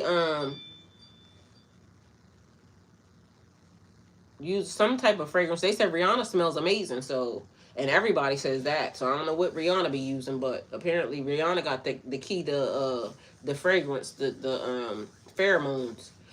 Anyway, so elevation, and it's a thing. And I don't want to say nothing to, try to make nobody feel bad about religion or any of that. Because do what y'all doing. It's, whatever. what is God beyond what I was taught? So some people reach a point where they start asking deeper questions, and some people just don't. It's like I said, they can give somebody the book that is missing pages and this, that, and a third, and they will never ever question. They're just gonna, do it the way that it's being done. They will be strict on everybody surrounding, and I can give you a couple names, but I'm not, because again, but it's people that only live by that book the way that it is. Mind you, no, never mind you that they can go back in history and see that the book was torn down, pieced up, this, that, and a third, but they will teach straight from that.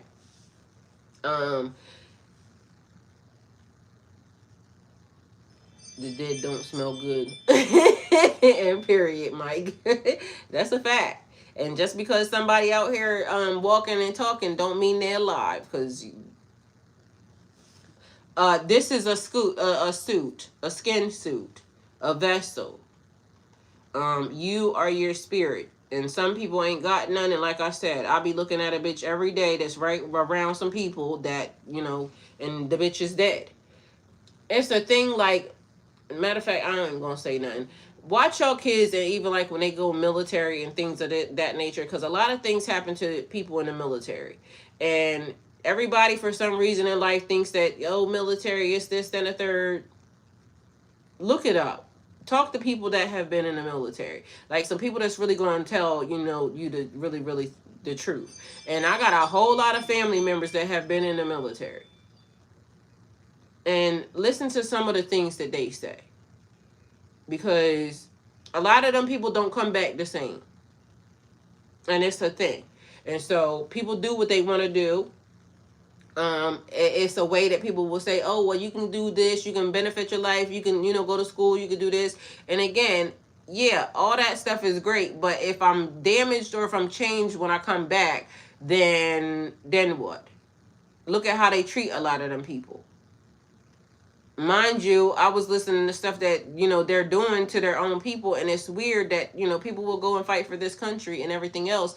And the same people that they went and fought for will treat them like the way they do things is not good.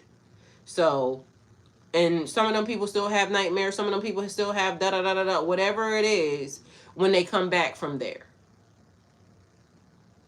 And I mean, just, so this is another thing. Grant people grace, but also know that a lot of it just ain't right. Just the way the world does people, period, is just not right. So anyway,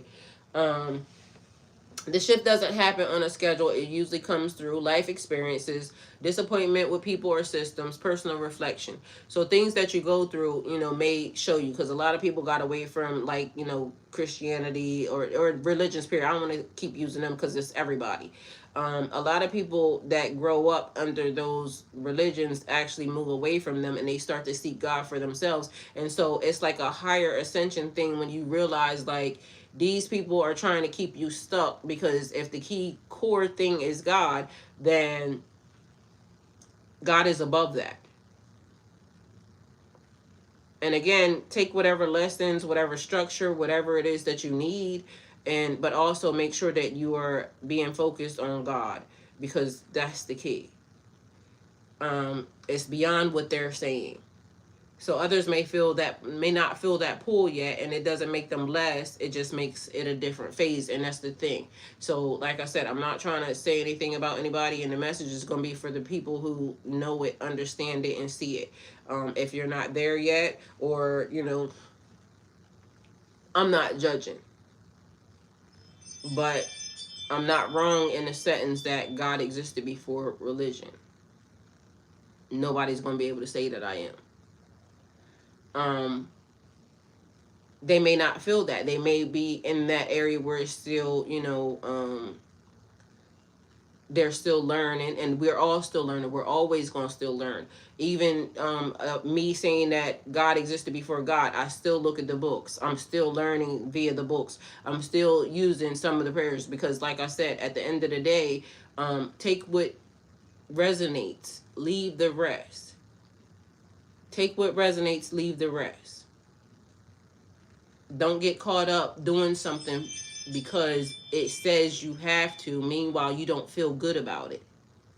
You don't feel good about that system. You don't feel good about that subject. You don't feel like it don't sit right in your spirit. That's basically God trying to let you know. And so this is where we have to have some discernment for ourselves, that it is okay for, you know, us to look into. It is okay for us to follow, even if you want to, but also still have some discernment in everything that's being taught, everything that, you know, you're listening to, everything that you're ingesting, everything that you're feeding yourself, everything that you're putting into your system, everything that gets put into the system. So not everybody wants to go beyond structure. Religion gives clear rules, defined identity, a sense of belonging. Everybody ain't also wanting to be a go along to get along ass energy, and that's the thing.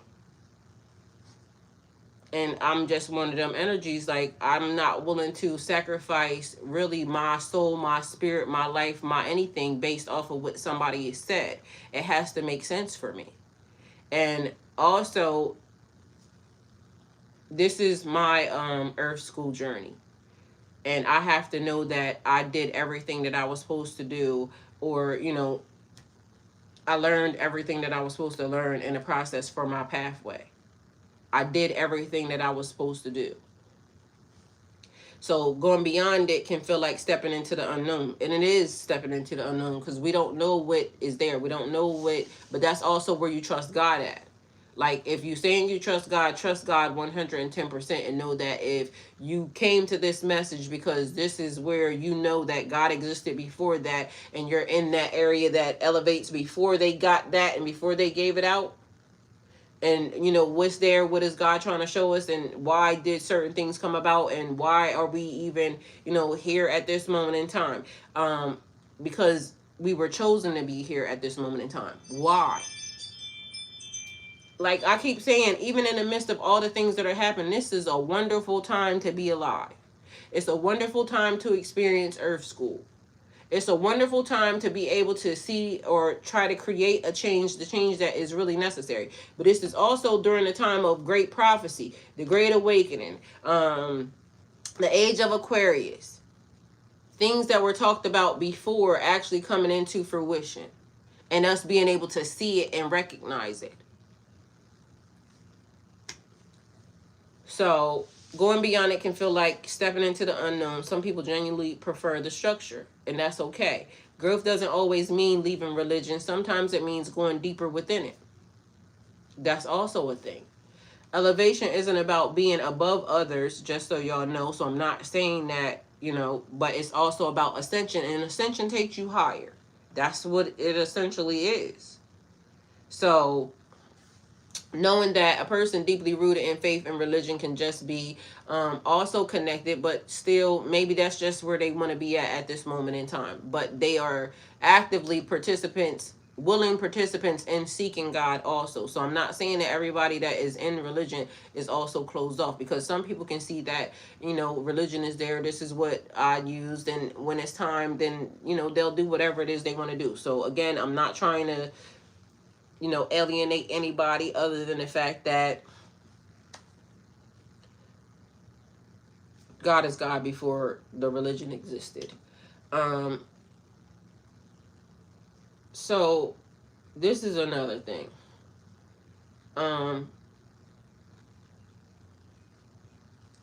Some people never really had the space to be able to question anything.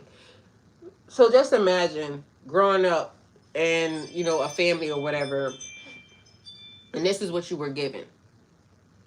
This is what you were taught. This is what you lived. You never question, because you would get in trouble if you didn't do the thing that, you know, they said.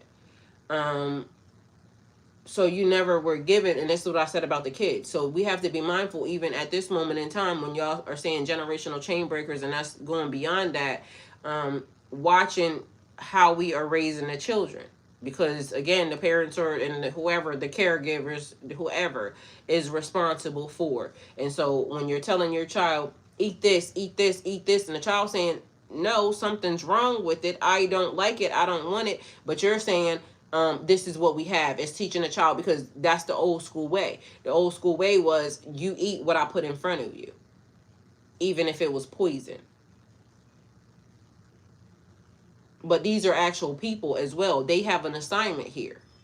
And so if they're telling you, I don't want to eat that, why? Like, or what else, what is it do you want to eat?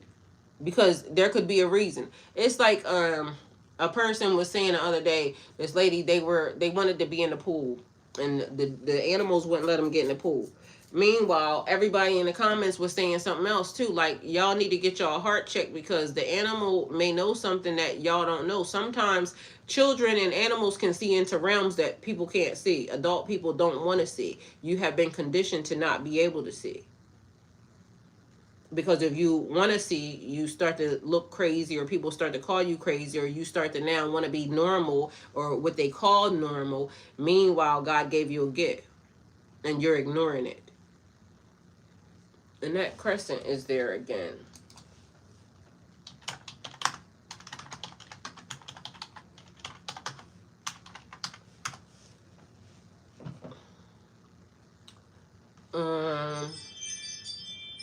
The crescent moon is the phase of the moon where only a slim curved sliver of the moon is visible in the sky. It looks like a thin smile and arc.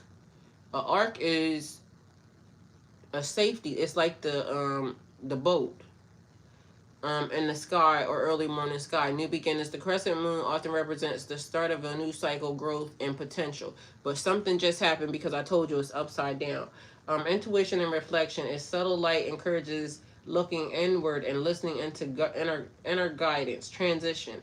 And I told y'all even how all of this started, because even me, my, I was looking into the religions and this, that, and the third, but it wasn't until I hit the wall where it started to make me upset, or irritated, that certain people have religions that are this way, and it's almost like nobody looks into them. And then that's when it started with God showing me like I was already always here. And so it came from one message and ascending into something different and something bigger. So it's still always like the growth of a thing. So transition, the crescent crescent marks the shift between darkness, new moon, and full moon. Full moon symbolizes change and movement. Feminine energy, often associated with feminine power, receptivity, and nurturing cycles. All right, so hold on, y'all, 1 minute.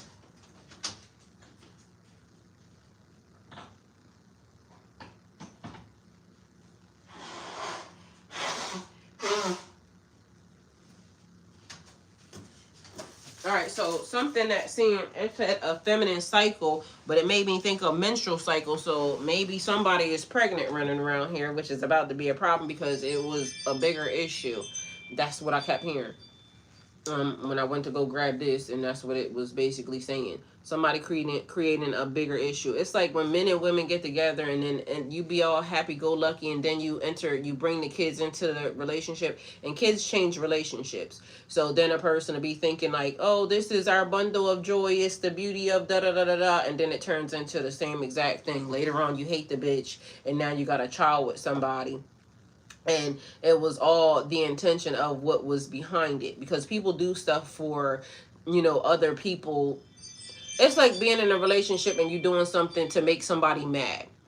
And so before you realize it, now this relationship in turn, it done went too fucking far.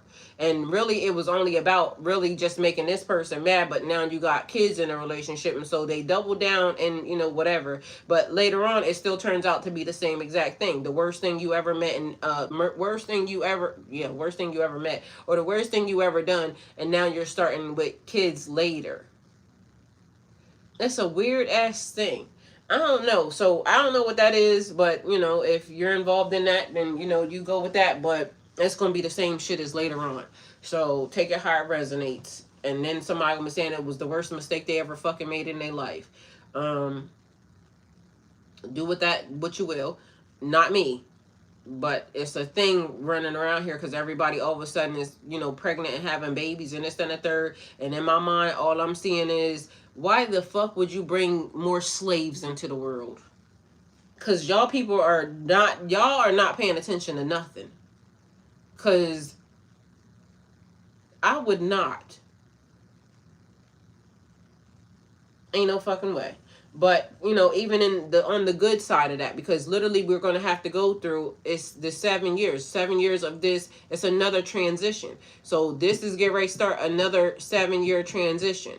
So whatever was happening, but some people are trying to change it because it seemed like they trying to change their luck and their energy. But little do they know, it's get ready to be a 7 year setback, and that's the thing. So do with that information what you will. I ain't fucking with nobody because I don't want nobody's karma, nobody's nothing. Please and thank you. So whatever that is, do with that what you will. Mind you, that's not here. It's just basically what's the thing. When I went to the bathroom, that's what it said. Feminine energy, often associated with feminine power, receptivity, and nurturing cycles. It gave me pregnancy. Mind you, something about it being worn. So somebody trying to pull energy is what it says, but it's not going to happen. It's cut off. And that's also one of the things. It's like your parent saying somebody's getting kicked out. Somebody's definitely getting kicked out, but it's like what we was talking about being disconnected from God. So that's what it's showing, like you getting kicked out, a person getting kicked out from the blessing or something. So if you come from a rich family or something of that nature, they would be cutting you off. So I don't know what that is and why, but okay. Here, what?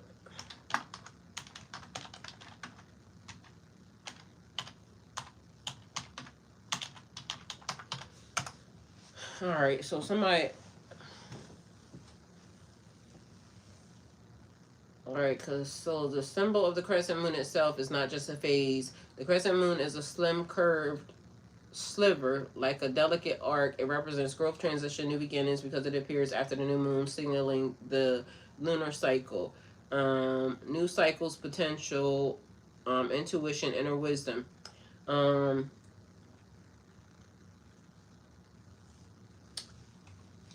What is the things called? Because that is Islam. The crescent moon halal is a sacred symbol marking the start of months in a lunar calendar. Alchemy and occult transitions, often used to represent intuition, mystery, and psychic awareness. And I told y'all, all of a sudden, I started getting marked with crescent moons. So it was a thing where it was like, in the process of when they tell you to forget, it's a thing. Like, I was born with a birthmark, right? And this birthmark was a perfect heart. But that also was one of the things. Like I said, I'm a lover of love, but it was always reminding me to lead with my heart. Don't worry about what other people say, because somebody told me once upon a time they felt sorry for me. But I was wondering why, because even right here, same exact thing. It's almost like it got branded into my skin in order for me not to forget. And this one, it happened on live right with y'all, and I started bleeding profusely. This one. And so, mind you, it is, softening up, but that's always going to be a mark that's going to be there for the rest of my life. So, I don't know why, but either way, I guess we're going to just have to remember it. Alchemy and occult traditions, often used to represent intuition, mystery, and psychic awareness, dream or vision symbolism. Seeing a crescent moon can signal a new phase in life or spiritual awakening.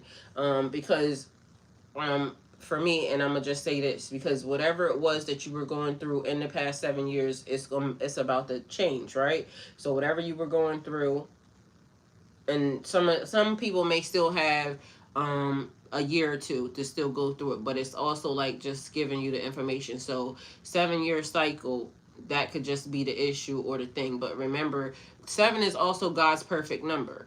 7 is also the levels that we were discussing and everything else. 7 is right there, so that's also another thing. It could just be a name, but take it how it resonates. But dream or vision symbolism. Seeing a crescent moon can signal a new phase in life or spiritual awakening. Bottom line, the crescent moon is a symbol of potential, subtle power, and transition. It's about growth without fullness, yet trusting the process and honoring cycles of change, both in the world and in yourself. So I don't know why it's a thing that's like a mystery person that is also showing up. Um, because it was a person that was there, but it reminds me of the night that I said I went to sleep and I woke up and I was in that back room over there, and this thing was sitting on my bed, and it was kind of huge, but it had like a hood or something on it, because that's exactly the same thing that's being shown with this lady. And it was off to the side, and the people kept saying they was trying to make out who the person was, because they kept kind of speculating that it's this person, this person, this person. Meanwhile, it was weird to me because when you love a person, and I look at body language, this is why I know that it wasn't the person, because the body language wasn't I love you, like, you know what I'm saying, and from what this person and what the energy says, it should have been that, but the way it was being done just wasn't. So again, it's showing people one thing, but also it's not adding up. So y'all be mindful of that happening in the world today, because people are going to try to show you, don't let your left hand know what your right hand is doing. So they're going to try to show you this and this, but it's this. When it's like, y'all ever seen a magician out in the street? What is that they do? It's called sleight of hand. That's what it's called.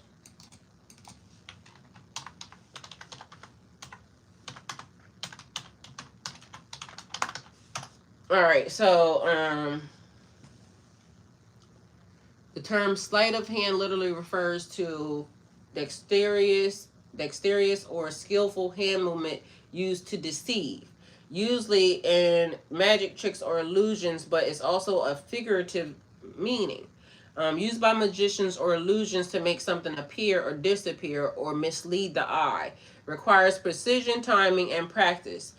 So an example, y'all, why is it given also? That's the reason why certain things are marked. It's marked that way because of a reason. So somebody wants to make something look like something else, but mind you, it's like, look for this, because then that's what they was talking about. It had tattoos and markings, but they don't know about the other tattoos and markings. They can see this tattoo and marking, but they don't know what the other tattoos and markings are, because there were other tattoos and markings. And it's crazy because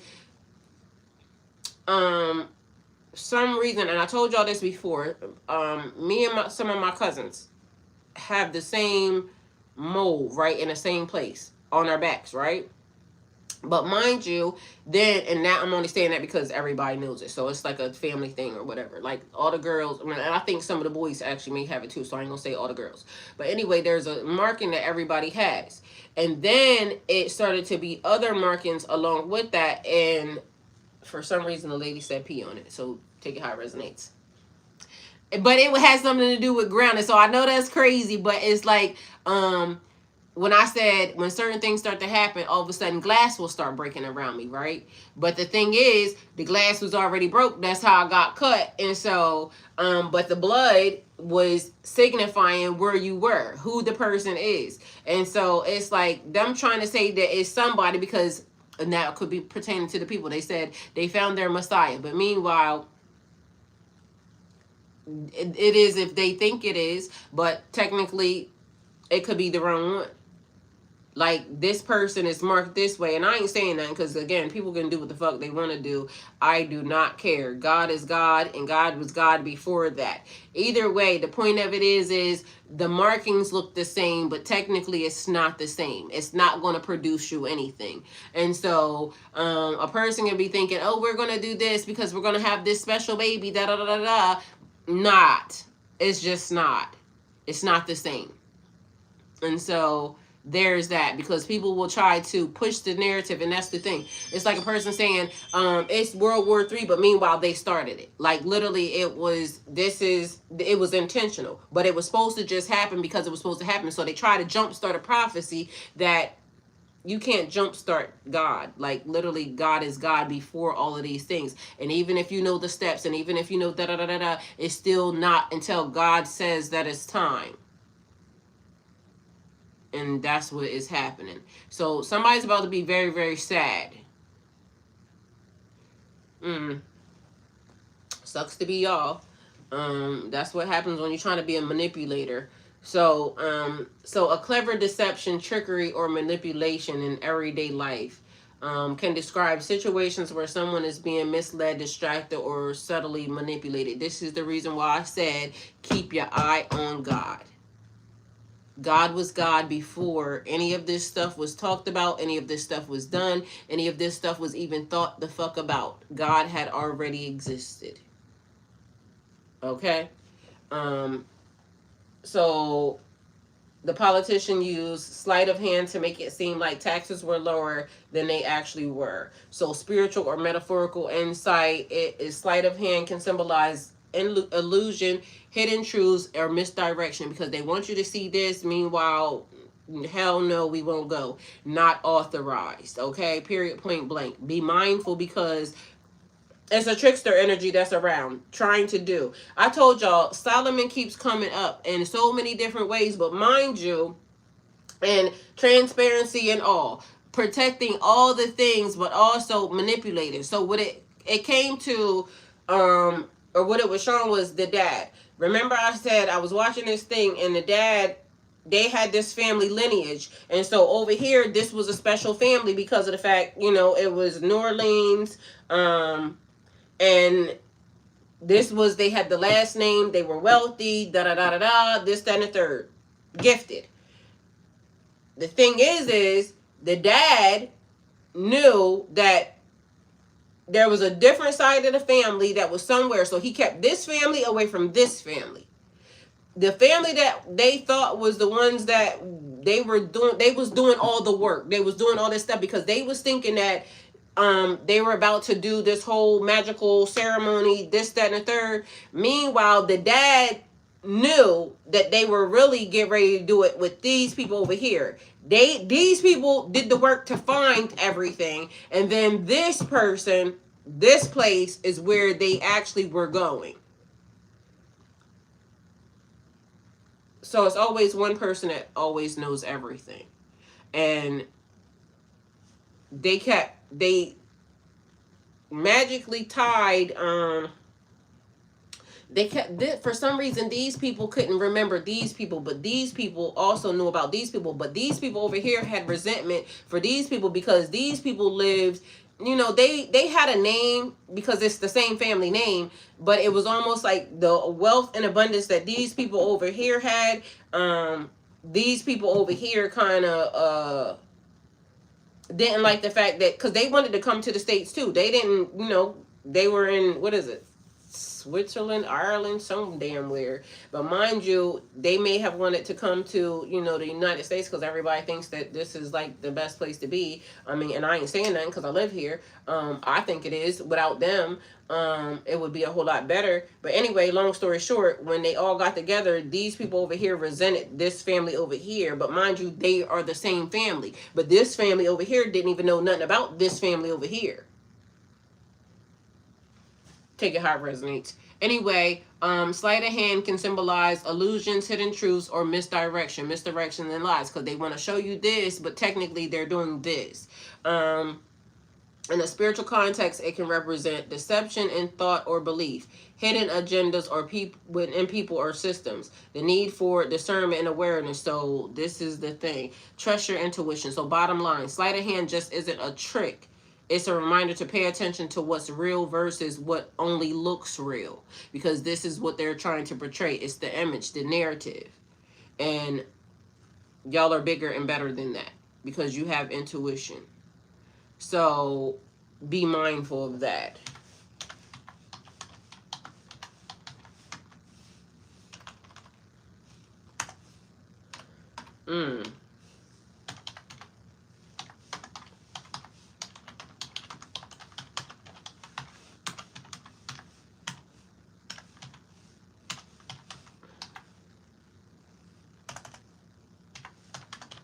All right, so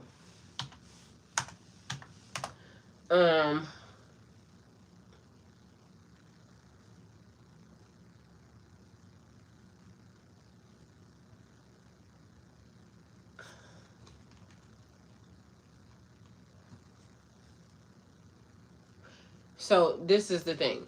So it says, some people stay in the illusion, because I asked it a question. I ain't gonna tell y'all what I asked it because it's not important. But this is the thing. Some people stay in illusion or conditioning. They're not ready to see what exists beyond human systems like religion. Others can choose to step into clarity, even if it isolates them or challenges everything familiar. So what it looks like is this. You know how you have the group of people, and it's always a thing like everybody's walking this way, the herd of sheep, everybody's walking straight ahead, and then the picture, the image shows like you will walk off this way, right? Because even though they know, even though they're listening, even though they can hear it, they're still tuned into whatever the frequency is that is playing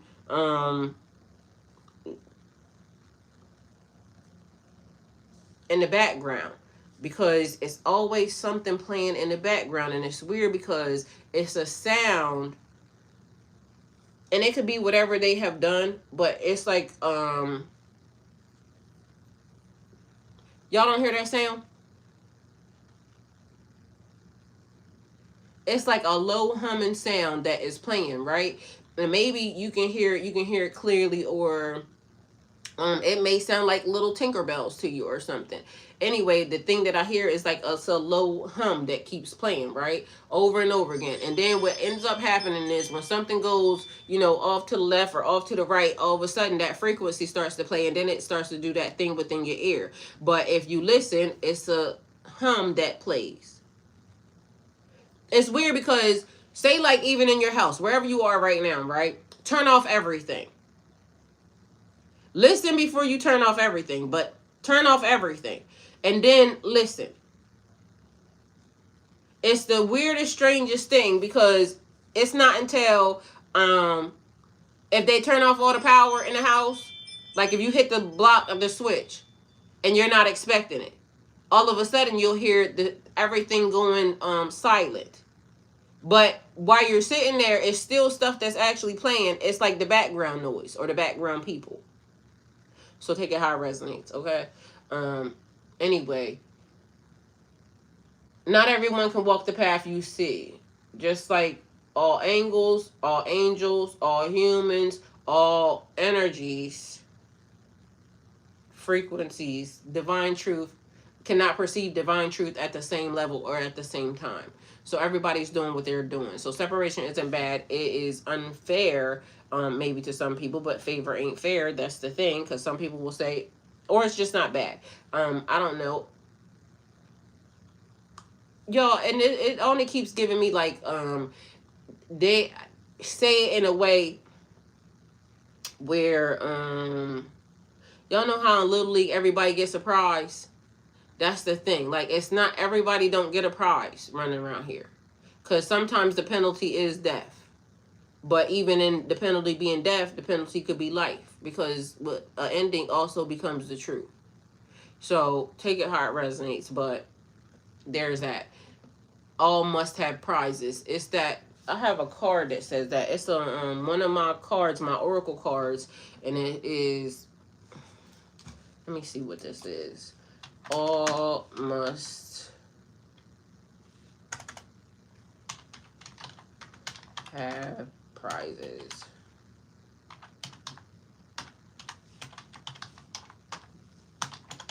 All right, so clarity, boundaries, and self-respect are essential. They protect your energy and let you move unhindered towards higher awareness. So, in short, the grand scheme is about discernment, alignment, and timing. You see the patterns that others cannot see yet. You're called to move intentionally, honor cycles, and hold your truth without needing everyone to understand or follow. So, even if everybody's going this way, and you get to the point where you're saying, I know we're not supposed to go that way, and you have to take this dip, take the dip, okay? All right. So then it is this. All must have prizes, but as we know, it's based off of merit and things of that nature. So all must have prizes, reward and consequences. So it signals actions have outcomes. It's karma, basically. So the karma could be because you follow, all unhinged. When everybody falls off the bridge, you fall off the bridge as well, because you didn't want to think outside of the box for yourself, or you didn't want to do the hard thing, which is when the person said go this way, you still went the way that you heard not to go. So anyway, rewards and consequences. This card signals an action about actions have outcomes, good, bad, or neutral, and everyone will receive what corresponds to their choices. So no matter what you do or how you do it, that's karma. Universal accountability. No one is exempt. Just like the fallen angels face punishment and the righteous, like Enoch, were honored, life ensures justice and alignment. Recognition of effort. Prizes aren't always material. They can become wisdom, growth, clarity, and spiritual insight, which keeps giving me this thing. As you have boundaries, as you learn, this is the reason why you get out of that. This is the reason why you are not blocked by that boundary. Because also, when I started asking this question, is when the door opened to something else. And so, if you're just okay with the conditioning that was given, you're not going to go past that. But if you're saying you want to go past that, you can and you will go past that. But it's basically up to you, is what it's saying. Recognition of effort. Prizes aren't always material. They can be wisdom, growth, clarity, or spiritual insight. So clarity of action. What do you think? And believe what matters. What do you think and believe what matters? Everything has a ripple effect. So know that. Boundaries and self-respect. Protect yourself. Your prize may be peace or freedom if you hold your line. Because be mindful, one of the things that they're trying to take is your freedom. But that's how it got taken from the beginning. They controlled the narrative. So this is the reason why you were given this, or this. But also not this, and that. Acceptance of outcomes. Not everyone will receive the same reward or at the same time. That's the natural order. So take responsibility for your choices, what you invest in, how you act, and what you give. Trust the process. Life is about life has a built-in system of prizes and consequences. Stay aligned with truth and integrity, even in the midst of it looks like all the bad people are, having the best lives ever. Stay aligned with the truth and integrity. Your prize may be clarity, spiritual alignment, or freedom rather than recognition from others. So continuing on. I honor my actions and intentions. I claim my prize in alignment with truth, and I realize the need for anyone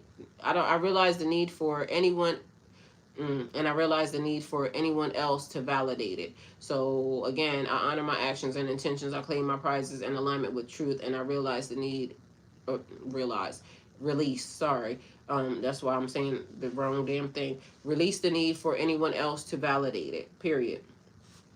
And so with that's the message. Hopefully it helps. Thank you guys for being here. Don't forget, I don't teach tarot. My office is still crazy looking. I am still actively cleaning, so we will be in the bathroom probably before we get to the office, which is where we are right now, because this is a different desk from the desk that I normally sit at, and this is the desk that I'm going to be using in here. So anyway, come back for the cleaning session. Don't forget to like, comment, share, and subscribe. Super chat, super stickers, stars also welcome. If you like to help my channel, click the link in the bio. Whatever else I'm supposed to say. Thank y'all guys for being here. Always go with God.